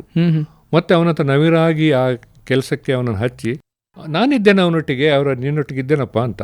ಉದಾಹರಣೆಗೆ ನಮ್ಮ ಲಘು ಯುಗ ವಿದ್ಯಮಾನ ಅದರದ್ದು ತಯಾರಿ ಉತ್ಪನ್ನ ಕೆಲಸ HAL ನಡೀತಾ ಇತ್ತು. ಒಂದು ಕಡೆ ಹೋದಾಗ ಅದಕ್ಕೆ ಸಂಬಂಧಪಟ್ಟ ರೆಕ್ಕೆಗಳದೇನೋ ಸಂಬಂಧ ಇತ್ತು, ವಿಮಾನದ್ದು ಸ್ವಲ್ಪ ಸಮಯ ತಗೊಂಡಿತ್ತು. ಯಾಕೆ ಅಷ್ಟು ಲೇಟ್ ಆಯಿತು ಅಂತ ಹೇಳುವಾಗ ಇವರು ಬನ್ನಿ ನಾವು HALಗೆ ಹೋಗೋಣ ಅಂತ ಹೋದೆವು. ಹೋದ ಕೂಡಲೇ ಚೇರ್ಮನ್ ಎಲ್ಲ ಇದು ದೊಡ್ಡ ದೊಡ್ಡ ವ್ಯಕ್ತಿಗಳು. ಕಲಾಮರು ಆ ಕೆಲಸ ಆಗೋ ಜಾಗ ಎಲ್ಲಿ, ಫೋನ್ ಮನೆಯಲ್ಲಿದ್ದಾನೆ ಅದರದ್ದು ಅಂತ ಹೇಳಿದ್ರು. ನೋಡಿ, ಅಲ್ಲಿಗೆ ಹೋದ್ರು ಅವರು. ಅವರ ಜನರಲ್ ಮ್ಯಾನೇಜರ್ ಅಲ್ಲಿ ಹೋಗ್ತಾರಾ ಇಲ್ಲ, ಅವರು ಆ ಕೆಲಸಕ್ಕೆ ಹೋಗಿ ಕಾರ್ಯಕರ್ತನ ಹತ್ರ ಮಾತಾಡಿಸಿದ್ರು. ತಮಾಷೆಯಾಗಿ ಕೇಳಿದ್ರು, ಏನಯ್ಯ ನನ್ನ ವಿಮಾನವನ್ನು ನೀನು ಬಹಳ ತಡವಾಗಿ ತಯಾರು ಮಾಡ್ತಾ ಇದ್ದೀಯಲ್ಲ, ಏನ್ ನಂತರ ಸಿಟ್ಟ ನಿನ್ಗೆ? ಆ ತರ ಒಂದು ಆತ್ಮೀಯವಾಗಿ ಮಾತಾಡಿದ್ರು. ಅವನಿಗೆ ಒಂದು ಅವರು ಬಂದದ್ದೇ ದೇವರ ಹಾಗೆ. ಮತ್ತೆ ಈಗ ಪ್ರಶ್ನೆ ಕೇಳಿದ ಕೂಡಲೇ ಅವ ಏನು ಬರಲಿಲ್ಲ, ಅವನಿಗೆ ಕಣ್ಣಲ್ಲೆಲ್ಲ ನೀರು ಬಂತ ಅವನಿಗೆ. ಇಲ್ಲ ಸರ್ ಅಂತ ಹೇಳಿದವ. ಆಗಿಲ್ಲ, ನೋಡಪ್ಪ ನನಗೆ ಇದು ಬಹಳ ಮುಖ್ಯ, ನೀನು ಒಳ್ಳೆ ಕೆಲಸ ಮಾಡ್ತಿ, ನೀನೀಗ ಮಾಡಿದ್ರೆ ನಾವೆಲ್ಲ ಕೈಚಲ್ಲಿ ಕೂತ್ಕೊಳ್ಬೇಕು. ನಿನ್ನ ಪಾಲಿನ ಕೆಲಸ ಭಾರಿ ದೊಡ್ಡದು ದೇಶಕ್ಕೆ. Will you do that? I come after 15 days. ನೀನು ಮಾಡಬಲ್ಲೆಯ? ನೀನು ಮಾಡ್ತೀಯಪ್ಪ. ಅವನು ತಮಿಳಾದರೆ ತಮಿಳಲ್ಲಿ ಮಾತಾಡಿಯಾರ ಅವರು, ಎಲ್ಲ ಹಿಂದಿ ಇಂಗ್ಲೀಷ್ ಮಾತಾಡೋರು. ಅವನು ಅವನನ್ನು ಹೇಳಿದ, ತಮಿಳಲ್ಲೇ ಮಾತಾಡಿಸಿದ್ರು ಅವರು. ಏನಪ್ಪ ರೈಟಲ್ಲಿ ಸರಿ ಆಗ್ತದಲ್ಲ ಕೇಳಿದ್ರು. ಅವ ಅಭಿಮಾನದಲ್ಲಿ ಖಂಡಿತ ಸರ್ ನೆಕ್ಸ್ಟ್ ಟೈಮಿಗೆ ನಾನು ಮಾಡ್ತೇನೆ ಅಂತೇಳಿ. ಇವರೆಲ್ಲ ಬೇರೆ ದೊಡ್ಡ ಹಿರಿಯ ಅಧಿಕಾರಿಗಳೆಲ್ಲ ಗರ್ವಪಡಿದಂಥವ್ರು ನಿಂತಿದ್ದು. ಎಂಥ ಒಂದು ಮಾನವೀಯ ಸಂಬಂಧವನ್ನು ಕೆಲಸದಲ್ಲಿ ತೋರಿಸಿದ್ದಾರೆ ಇವರು ಅಂತ. ಹಾಗೆ ಆಯಿತು. 15-20 ದಿವಸಗಳಲ್ಲಿ ಕಲಾಂ ಮರ್ತಿಲ್ಲ ಅದನ್ನು. ವಿಮಾನದಲ್ಲಿ ಇಳಿದ ಕೂಡಲೇ ನನಗೆ ಅವನನ್ನು ನೋಡಬೇಕು, ಫೋರ್ಮ್ಯಾನಿಗೆ ಅಲ್ಲಿ ಹೋಗೋಣ ಅಂತ ಹೇಳಿದ್ರು. ಯಾವ ಕಚೇರಿಗೆ ಹೋಗೋದ್ರೆ ಸೀದಾ ಅಲ್ಲಿ ಹೋದ್ರು. ಇವರೆಲ್ಲ ತಾರಮರ ಎಲ್ಲ ಭದ್ರತಾ ಅಧಿಕಾರಿಗಳು, ಅವರು ಮತ್ತೆ ಹಿರಿಯರಿಗೆ ಜನರಲ್ ಮ್ಯಾನೇಜರ್, ಚೇರ್ಮನ್ ಎಲ್ಲ ಇರ್ತಾರಲ್ಲ, ಅವರು ಓಡಿ ಬಂದರು. ನಾನು ಸ್ವಲ್ಪ ತಡವಾಗಿ ಕರ್ಕೊಂಡು ಹೋದೆ, ಅವ್ರಿಗೆ ಸ್ವಲ್ಪ ತಯಾರಿ ಇರಲಿ, ಗೇಟ್ ಇದೆಲ್ಲ ಆಗ್ಬೇಕಲ್ಲ, ಶಿಷ್ಟ ಇದೆಲ್ಲ. ಅಲ್ಲಿ ಹೋಗಿ ಅವನಲ್ಲಿ ಹೋಗಿ ಕೇಳಿದ್ರು. ಅಷ್ಟೆಲ್ಲ ಅವ ಮುಗಿಸಿದಾನೆ, ಅದನ್ನು ಮುಗಿಸಿ ಕೂತಿದ್ದಾನೆ ಅವ. ಅವನಿಗೆ ನಿಜವಾಗಿ ಗೊತ್ತು ಈ ಕಲಾಮರಲ್ಲಿ ಬರ್ತಾರೆ ಅಂತ. ಕಲಾಂ ಅವತರಿಸಿದ್ರೆ ಅಲ್ಲಿ, ಏನಪ್ಪ ರೆಡಿ ಆಚಾ ಅಂತ ಕೇಳಿದ್ರು ಅವರು, ಬಹಳ ಆತ್ಮೀಯಲ್ಲಿ. ಅವನು sir I got it ready before 1 week sir ಅಂತ ಹೇಳಿದವ. ಅವನಿಗೆ ಏನು ಸಂತೃಪ್ತಿ, ಅಭಿಮಾನದಲ್ಲಿ ಅವನಿಗೆ ಹಾಗೆ ಮಾತು ಬಂತು. ಬೆನ್ ತಟ್ಟಿ, good doing A good job for a nation, ನೀ ದೇಶಕ್ಕೆ ಒಳ್ಳೆ ಕೆಲಸ ಮಾಡ್ತೀನಿ ಅಂತ ಬೆನ್ ತಟ್ಟಿದ್ರು. ಇದು ಒಂದು ವ್ಯಕ್ತಿಯಲ್ಲಿ ಕೆಲಸ ತಗೊಳ್ಳುವ ಒಂದು ವಿನೂತನ ರೀತಿ. ಅತಿ ಸಾಮಾನ್ಯ ಕೆಳಗಿನ ಕೆಲಸಗಾರನು ದೊಡ್ಡ ಈ ಯಾತ್ರೆಯಲ್ಲಿ, ಯುದ್ಧ ವಿಮಾನ ತಯಾರಿ ಎಂಬ ಯಾತ್ರೆಯಲ್ಲಿ ಅವನ ಪಾಲಿದೆ ಅಂತ. ಇಲ್ಲಿಂದ ಪ್ರಾರಂಭವಾಗ್ತದೆ ಅವರ ಸರಳಕತೆ. ಹಾಗಾಗಿ ಈ ಸರಳತೆಯನ್ನು ಯಾವಾಗಲೂ ಕಾಪಾಡಿದ್ರು ಅವರು. ಎಲ್ಲಿ ಹೋದ್ರು ನಾವು ಹೋದರೆ ತನಗೆ ವಿಶೇಷ ಪೀಠಗಳನ್ನು ಇಲ್ಲಿ ತೆಗಿರಿ ಅಲ್ಲಿ ಹೇಳ್ತಾ ಇದ್ರು ಅವರು. ಪೀಠಗಳನ್ನು ತೆಗಿರಿ ಅಲ್ಲಿ, ಎಲ್ರಿಗೆ ಹೇಗಿದೆ ಅಲ್ಲೇ ನಂಗೆ ಇಟ್ಟರೆ ನಾನು ಕೂತೇನು ಅಂತ. ಹೀಗೆ ನಡೆದಿತ್ತು ಕೂಡ. ನಿಮ್ಗೆ ಗೊತ್ತಲ್ಲ, ದೊಡ್ಡ ಸಿಂಹಾಸನದ ತೆಗಿಸಿದ್ದಾರೆ. ಸೆಮಿನಾರ್ಗಳಲ್ಲಿ ನಾಳೆ ಅವರು ಉದ್ಘಾಟನೆ ಮಾಡೋರು, ದೊಡ್ಡ ಅಖಿಲ ಭಾರತ ಸಮ್ಮೇಳನ. ಹಿಂದಿನ ದಿವಸ ರಾತ್ರಿ ಬಂದ ಕೂಡಲೇ ನಂಗೆ ಹೇಳಿದ್ರು, let's go to the convention site ಅಂತ. Sir, no, I want to see what they are doing. ಸೀದಾ ಕಾರಲ್ಲಿ ನಾವು ಸಮ್ಮೇಳನದ ಅಧಿವೇಶನ ಜಾಗೆಗೆ ಹೋದರೆ ಅಲ್ಲೆಲ್ಲ ಬ್ಯಾನರ್ ಕಟ್ಟೋದು, ಕೊನೆ ಹಂತದ ಕೆಲಸ ಮಾಡ್ತಾ ಇದ್ರು. ಯಾರು ನಿರೀಕ್ಷಿಸಿ, ಯಾರು ನಾಳೆ ಉದ್ಘಾಟನೆ ಮಾಡುವ ಅತಿಥಿಯೇ ಬರ್ತಾರೆ ಇಲ್ಲಿ, ಏನ್ ತಯಾರಿ ಮಾಡ್ತಾ ಇದ್ರಿ ಅಂತ ತಮಾಷೆ ಕೇಳಲಿಕ್ಕೆ. ಎಲ್ಲ ಬಂದ ಕೂಡಲೇ ಅವರಿಗೆ ಒಂದು ಆಶ್ಚರ್ಯ, ಮತ್ತೊಂದು ಖುಷಿಯಲ್ಲೇ ಸ್ವರ್ಗಕ್ಕೆ ಮೂರ್ಗೇಣ ಅವರಿಗೆಲ್ಲ. ಕಲಾಂ ಸರ್ ಬಂದಿದ್ದಾರೆ ಅಂತ. ಅವ್ರು ಹೋಗಿ what's happening, all right, everything ಅಲ್ಲ ಕೇಳಿ ವಿಚಾರಿಸಿ ಬೆನ್ನು ತಟ್ಟಿ ಹೋದ್ರು. ನಾಳೆ ಕಾರ್ಯಕ್ರಮಕ್ಕೆ ನಾನು ಮುಖ್ಯ ಅತಿಥಿ ಆದರೂ ನಾನು ಇದರ ನಿಮ್ಮ ಸಂಯೋಜನೆಯಲ್ಲಿ ನಿಮ್ಮೊಟ್ಟಿಗೆ ಇದ್ದೇನೆ ಅಂತ. ಇದು ಸರಳತೆ. ತಮ್ಮೊಟ್ಟಿಗೆ ಕೆಲಸ ಮಾಡುವ ಸಹೋದ್ಯೋಗಿಗೆ ತೊಂದರೆ ಆದರೆ ತಲಸ್ಪರ್ಶಿಯಾಗಿ ಅವರಿಗೆ ಸಹಾಯಕ್ಕೆ ನಿಲ್ತಾರೆ ಅವರು. ಒಮ್ಮೆ ಏನಾಯ್ತು, ನಮ್ಮ ಒಂದು ಕ್ಯಾಬ್ಸ್ ಅಂತೇಳಿ ಒಂದು ನಮ್ಮ ಸಂಸ್ಥೆ ಇದೆ. ಅವರು ವೈಮಾನಿಕ ವಾಹನಗಳಲ್ಲಿ ರಾಡರ್ಗಳ ಒಂದು ವ್ಯವಸ್ಥೆಯನ್ನು ಫಿಕ್ಸ್ ಮಾಡಿ, ಅದರಲ್ಲಿ ವಿಮಾನದ ಮೂಲಕ ರ್ಯಾಡರ್ ಬಳಸಿ ವೈರಿಗಳ ಅಥವಾ ವೈರಿ ವಾಹನಗಳನ್ನು ಪತ್ತೆ ಹಚ್ಚುವ ಕೆಲಸ ಮಾಡುವ ಒಂದು ಹೊಸ ತಂತ್ರವನ್ನು ಏರ್ಬೋರ್ ಸಿಸ್ಟಮ್ ಅಂತ ಹೇಳ್ತೇವೆ, ಅದಕ್ಕೆ ತಯಾರಿ ಮಾಡುವ ಸಂಸ್ಥೆ ಇತ್ತು. ಹಾಗೆ ಅದು ಭಾಳ ವರ್ಷಗಳಲ್ಲಿ ಕೆಲಸ ಆಗಿ ಕೊನೆಗೆ ಚೆನ್ನೈಯಲ್ಲಿ ಅದರದ್ದೆಲ್ಲ ಹಾರಾಟ ಮುಗಿಸಿ ಅದೆಲ್ಲ ಅದಕ್ಕೆ ಬೇಕಾದ್ದೆಲ್ಲ ಅನ್ನೋದು ಯಶಸ್ವಿಗೊಳಿತು. ಅವ್ರು ಇನ್ನೇನು ತಾಮ್ರಂ ನಿಲ್ದಾಣಕ್ಕೆ ಇಳಿಯುವಾಗ ಆಲ್ ಈಸ್ ವೆಲ್ ಅಂತ ಹೇಳಿದರು. ಕಡೆಗೆ ಅವರೆಲ್ಲ ಕೆಳಗೆ ಸ್ವೀಟ್ ಎಲ್ಲ ಇಟ್ಕೊಂಡಿದ್ರು. ನಾವೆಲ್ಲ ಸಾಧನೆ ಮಾಡಿದ್ರೆ ನಾವು ಅವ್ರು ಹಂಚ್ಕೊಳ್ತೇವೆ. ಹಾಗೆ ಇವರೆಲ್ಲ ಸ್ವೀಟ್ ಹಂಚಿಕೊಂಡು ಜಯಕಾರೆಲ್ಲ ಮಾಡಿದರು. ಕೇವಲ 30,000 ಫೀಟ್ನಲ್ಲಿರುವಾಗ ಅಚಾನಕ್ ಆ ರೋಟರಿ ಬ್ಲೇಡ್ ಎಂಬುದು ಅದರ ರೆಕ್ಕೆಗೆ ತಾಗಿ 30,000 ಅಡಿಗಳಿಂದ ಕೆಳಗೆ ವಿಮಾನ ಬಿದ್ದು ಸರ್ವನಾಶ ಆಯಿತು. ಅನಿರೀಕ್ಷಿತ. ನಮಗೆ ಜಯದ ಒಂದು ಯಶಸ್ಸಿನ ಒಂದು ಬಾಗಿಲು ತೆಗೆದಿದೆ. ಕೆಳಗೆ ಮರುವಾಗ ನಮಗೆ ದೊಡ್ಡ ನರಕ ಯಾತನೆ ಆಯಿತು. 4 ಜನ ವಿಜ್ಞಾನಿಗಳು, 4 ಜನ ವಾಯುದಳದ ಅಧಿಕಾರಿಗಳಿದ್ರು, 8 ಜನ ಕೂಡ ಮರಣಗೊಂಡರು. ಒಂದಿಷ್ಟು ಅವರ ಕುರುಹು ಸಿಗಲಿಲ್ಲ ನಮಗೆ. ಹಾಗೆ ಅವರೆಲ್ಲ ಬೆಂಗಳೂರಿನವರು. ಆ ದಿನ ನಡೆದದ್ದು ಬಹುಶಃ ನಾನು ಹೇಳುವ ಕತೆ ಉಂಟಲ್ಲ, ಬಹಳ ಅವರ ಮಾನವೀಯ ಧರ್ಮಗಳೇ ಅನ್ನಿಸ್ತದೆ. ಅದೇ ದಿನ ರಾತ್ರಿ, ಮರುದಿನ ಶವಗಳೆಲ್ಲ ಬರಲಿಕ್ಕೆ ಇಲ್ಲಿಗೆ, ಅದರ ಮೊದಲೇ ಮಧ್ಯರಾತ್ರಿ ಅವರಿಗೆ ವಿಶೇಷವಾದ ವಾಹನ ತಗೊಳ್ಳೋ ಸೌಕರ್ಯ ಉಂಟು. ಯಾವಾಗಲೂ ತಗೊಳ್ಳೋದಿಲ್ಲ ಅವರು. 3 ಗಂಟೆ ರಾತ್ರಿಗೆ ಅವರು ವಿಮಾನ ನಿಲ್ದಾಣದಲ್ಲಿ ಬಂದಿಳಿದ್ರು, ವಾಯುದಳದ ವಿಮಾನದಲ್ಲಿ ಕಲಾಂರು. 3 ಗಂಟೆ ಬೆಳಗಿನ ಜಾವ. ನೋಡಿ, ಯಾರು ಹಾಗೆ ಬರಲಿಕ್ಕೆ ಸಾಧ್ಯ? ನಾನು ಅವರನ್ನು ಹೋಗಿ ಎದುರುಗೊಂಡೆ. ಆಮೇಲೆ ಆ ದಿನ ಇಡೀ ಅವರು ಬೆಂಗಳೂರಲ್ಲಿದ್ದು ಶೋಕತೃಪ್ತ ಸಂಸಾರದೊಟ್ಟಿಗೆ ಅವರ ಮನೆಗೆ ಹೋಗಿ ಅಲ್ಲಿ ಕೂತು ಎಲ್ಲ ಅವರನ್ನು ಸಾಂತ್ವನಗೊಳಿಸಿ, ಎಲ್ಲ ಅವರ ಅಂತ್ಯಕ್ರಿಯೆ ಅಥವಾ ಶವಗಳ ಸಾಗಾಟ ಬೇರೆ ಕಡೆ ಕಳಿಸುವುದನ್ನು ಎಲ್ಲ ಮಾಡಿ, ಅವರಿಗೆ ಏನೆಲ್ಲ ಈ ದುರಂತದಿಂದಾಗಿ ಹಾನಿಗೆ ಏನೆಲ್ಲ ಪರಿಹಾರ, ಎಷ್ಟು ಪರಿಹಾರ ಕೊಟ್ಟರು ಕಡಿಮೆ ಅವರು ಹೇಳ್ತಾಯಿದ್ರು. ಆದರೆ ಏನು ಅದಕ್ಕೆ ದಾರಿಗಳೇನು ಅದನ್ನೆಲ್ಲ ತರಿಸಿ ಕೂತು ಕೂಲಂಕುಷವಾಗಿ ನೋಡಿ, ಮತ್ತೆ ಯಾರೋ ತಿರುಗಿ ನೋಡಬಾರ್ದು. ಆ ಎಲ್ಲ ಸಂಸಾರಕ್ಕೆ ಬೇಕಾದ ಪುನಃ ಅವರ ಕುಟುಂಬದವರಿಗೆ ಕೆಲಸ ಇರ್ಬೋದು, ಅವ್ರಿಗೆ ಇನ್ಶೂರೆನ್ಸ್ ಇರ್ಬೋದು, ರಕ್ಷಣಾ ಇಲಾಖೆ ಕೊಡೋಕೆ ಮಾಡುವ ಪರಿಹಾರ ಧನ, ಇದನ್ನೆಲ್ಲ ನಿಷ್ಕರ್ಷ ಮಾಡಿ ಆ ದಿನ ರಾತ್ರಿ ಅವ್ರು ಮತ್ತೆ ದೆಹಲಿಗೆ ಹೋದರು. ಆ 8 ಜನ ಬಲಿದಾನ ಆಯ್ತಲ್ಲ, ಅವರೆಲ್ಲ ನನ್ನವರು ಅಂತ. ಹೌದು. ಇಡೀ ಒಂದು ದಿವಸ ಅವರು ನಮ್ಮ ಕ್ಯಾಂಪಸ್ಸಲ್ಲೇ ಇದ್ದರು. ಸಂಸ್ಥೆ ಯಜಮಾನ ಆಗಿ ಹೇಗಿರಬೇಕು. ಅವರ ತತ್ವ ಹೀಗೆ: ನಾವು ಸುಖ, ಯಶಸ್ಸು ಇದನ್ನೆಲ್ಲ ಹಂಚಿಕೊಳ್ತೇವೆ. ದುಃಖ, ಬೇಗುದಿ, ನಿರಾಸೆ ಆದರೆ, ನಮ್ಮ ಯೋಜನೆಗಳಲ್ಲಿ ಸೋಲಾದರೆ ಅದನ್ನು ಮುಖ್ಯವಾಗಿ ಅವರು ಹೆಗಲ ಮೇಲೆ ತರ್ತಿದ್ರು. ನನ್ನದೇ, ಇದು ನನ್ನದು, ನೀನು ಯೋಚನೆ ಮಾಡಬೇಡ, ನಾವು ಮತ್ತೆ ತಯಾರಿ ಮಾಡೋಣ. ಅದು ಇಂಪಾರ್ಟೆಂಟ್. ವಿರುದ್ಧವಾಗಿ ನಡೀತದೆ. ಯಾಕೆಂದರೆ ಇದು ಬೇರೆಯವರೆಲ್ಲಾಗಿ ಅವನನ್ನು ತೋರಿಸಿ ನೀನಿಂದಾಗಿ ಆದ್ದು, ನೀನು ಹೀಗೆ ಆಯಿತು ಅಂತ ಹೇಳ್ತಾರೆ ಅವರು. ಇವರು ಎಂದು ಹೇಳಿದವರಲ್ಲ, ಅವನನ್ನು ಸಾಂತ್ವನ ಹೇಳ್ತಿದ್ರು ಅವರು. ಈ ಯೋಜನೆಯಲ್ಲಿ ಸೋಲು ಗೆಲುವು ಸಾಮಾನ್ಯ, ಸೋಲೇ ಗೆಲುವಿನ ಸೋಪಾನ. ನಾವು ಮುಂದೆ ಹೋಗೋಣ, ಇದೊಂದು ಸಣ್ಣ ಮೆಟ್ಲಾಯ್ತು ನಮಗೆ ಅಡತಣೆ, ಹೋಗೋಣ ಮುಂದೆ ಅಂತ. ಹಾಗೆ ಸೋಲುಗಳನ್ನು ಭುಜದಲ್ಲಿ ಇರಿಸಿ, ಸೋಲುಗಳನ್ನು ಸ್ವೀಕಾರ ಮಾಡಿ, ಯಶಸ್ಸನ್ನು ಬೇರೆಯವ್ರಿಗೆ ಕೂಡ ಕೆಲಸ ಮಾಡ್ತಿದ್ರು. ಅದೇ ಒಂದು ವೇಳೆ ಸಕ್ಸಸ್ ಆದರೆ ರಕ್ಷಣಾ ಮಂತ್ರಿ ಹತ್ರ ಹೋಗಿ I have done it sir ಅಂತ ಹೇಳೋರಲ್ಲ. ನಮ್ಮವರು ಮಾಡಿದ್ದಾರೆ, ಅದರಲ್ಲಿ ಮುಖ್ಯ ಇವರು ಅಂತ ಅವ್ರ ಹೆಸರು ಹೇಳುವವರು. ವಿಶ್ಲೇಷಣಾ ಸಭೆಗಳಲ್ಲಿ ಹೆಸರು ಹೇಳಿ ಅವ್ರಿಗೆ ಚಪ್ಪಾಳೆ ಹೊಡಿಸುವವರು ಅವರು. ಅಂದರೆ ಸೋತವರಿಗೂ ಸಾಂತ್ವನ ಇದೆ, ಯಶಸ್ಸಿನ ಮಾರ್ಗ ತೋರಿಸಿದವರಿಗೂ ಶಬಾಸ್ ಇದೆ. ಸಮನ್ವಯತೆ ಇತ್ತು. ಸರಳತೆಯ ಜೊತೆ ಹೌದು. ಒಂದು ಲೀಡರ್ಶಿಪ್ ಕೂಡ ಅದೊಂದ್ಸತಿ. ಅದೇ ನಾಯಕತ್ವದ ದೊಡ್ಡ ಶೈಲಿ ಇದು. ನಾ ಹೇಳಿದೆ, ಒಂದು ಸಣ್ಣ ವ್ಯಕ್ತಿ ಕೆಲಸಗಾರನಿಗೂ ಹೋಗಿದ್ದಾರೆ, ಇಂಥದ್ದು ಶೋಕವನ್ನು ಹಂಚಿಕೊಂಡಿದ್ದಾರೆ, ಮತ್ತೆ ಇದು ಏನು ಯಶಸ್ಸು ಸಿಕ್ಕಿದಾಗ ಅದನ್ನು ಯಾರು ಸಲ್ಲತಕ್ಕದವರಿಗೆ ಕೊಟ್ಟಿದ್ದಾರೆ, ಮತ್ತೆ ನೀನು ಹೆಚ್ಚು ಮಾಡಬಲ್ಲೆ ಎಂಬ ಒಂದು ಚೇತನ, ಪ್ರೋತ್ಸಾಹ, ಪ್ರೇರಣೆಯನ್ನು ಕೊಡ್ತೇವೆ. ಇದು ಅವರ ಸರಳತೆಯ ಬದುಕು. ಇನ್ನು ರಾಷ್ಟ್ರಪತಿ ಭವನಕ್ಕೆ ಹೇಳಿದ್ರೆ, ಅವರು ಪ್ರಥಮ ವಾರದಲ್ಲಿ ಮಾಡಿದ ದೊಡ್ಡ ಕೆಲಸ ಅಂತ ಹೇಳಿದರೆ, ಬ್ರಿಟಿಷ್ ಸಂಪ್ರದಾಯ ವೈಸರಾಯ ಯುಗದಿಂದ ಬಂದಂತಹ ಒಂದು ಸೇವೆ ಇತ್ತು. ರಾಷ್ಟ್ರಪತಿಗಳಿಗೆ ಸೇವೆಗೆ ಬಹಳ ಜನ ಸೇವಕರಿದ್ದಾರೆ. ಮುಖ್ಯವಾಗಿ ಅವರ ಕಾಲುಗಳಿಗೆ ಜೋಡಿಸುವಂತಹ ಸಾಕ್ಸ್ ಮತ್ತು ಬೂಟ್ ಇದೆಯಲ್ಲ, ಇದನ್ನೆಲ್ಲ ಶುದ್ಧ ಮಾಡಿ ರೆಡಿ ಮಾಡಿ ಅವರಿಗೆ ತೊಡಗಿಸಿ, ಪುನಃ ಅವರ ಕಾಲಿಗೆ ಅದಕ್ಕೆ ಪಾಲಿಷ್ ಹಾಕಿ, ಪುನಃ ಬಂದಾಗ ಅದನ್ನು ತೆಗೆದು ಜೋಪಡಿಸಿ ಮತ್ತೆ ಬೇರೆ ಅವರಿಗೆ ಇಡುವುದಕ್ಕೆ ಕೂಡ ಒಬ್ಬ ವ್ಯಕ್ತಿ ಇದ್ದ. ಹೌದು. ಇವರು ಕಂಡುಕೊಂಡಿದ್ರು, ಒಬ್ಬ ಮನುಷ್ಯ ಈ ಥರ ಬೇರೆಯವರಿಂದ ತನ್ನನ್ನು ಮಾಡ್ಕೊಳ್ಬಾರ್ದು ಅಂತ ಹೇಳಿ ಆ ದಿನವೇ ಹೇಳಿದರು, ಅಯ್ಯ ಇದು ಇವತ್ತು ಇನ್ನು ಮೇಲೆ ಬರಬೇಡ, ನೀನು ಬೇರೆ ಕೆಲಸಕ್ಕೆ ನಿನ್ನ ಹಚ್ಚಲಿಕ್ಕೆ ಹೇಳ್ತೇನೆ, ಬೇರೆ ಕೆಲಸ ಮಾಡು. ಈ ಕೆಲಸಗಳನ್ನು ಸಾಕ್ಸು, ಆಮೇಲೆ ನನ್ನ ಶೂಗಳು ಪಾಲಿಶ್, ಕಾಲು ಜೋಡಿಸೋದು ಎಲ್ಲ ನಾನು ಮಾಡ್ತೇನೆ. ನನಗೆ ನನ್ನ ಶೂ ಕಾಣ್ತದೆ ಕೂತ್ರೆ, ಅಂದರೆ ಅವರು ಸಣಕಲ್ ವ್ಯಕ್ತಿ ಅಲ್ಲ, ಅರೆ ಹೇಳಿದ್ ಚೆಂದಾಗಿದೆ, ನನ್ನ ಶೂ ನನ್ಗೆ ಕಾಣ್ತದೆ, ದಯಮಾಡಿ ಈ ಕೆಲಸಕ್ಕೆ ಬರಬೇಡ. ಅಷ್ಟು ಸರಳತೆ. ಬಹುಶಃ ರಾಷ್ಟ್ರಪತಿ ಭವನದಲ್ಲಿ ಒಬ್ಬ ನಿಜವಾದ ಸಂತ 5 ವರ್ಷ ಇದ್ದ.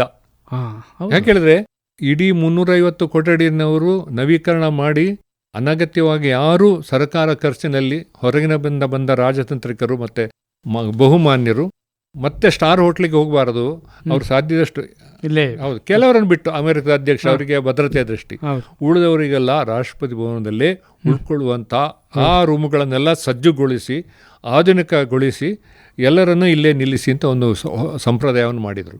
ಎಷ್ಟೋ ದುಡ್ಡು ಉಳಿದಿರ್ಬೋದು. ತಾನು 2 ರೂಮ್ ಇತ್ತು ಅವರಿಗೆ. ನಮ್ಮ DRDO ಮುಖ್ಯಸ್ಥರಾಗಿರುವಾಗ 2 ರೂಮಲ್ಲಿ ಅವರಲ್ಲಿ ಇದ್ದರು.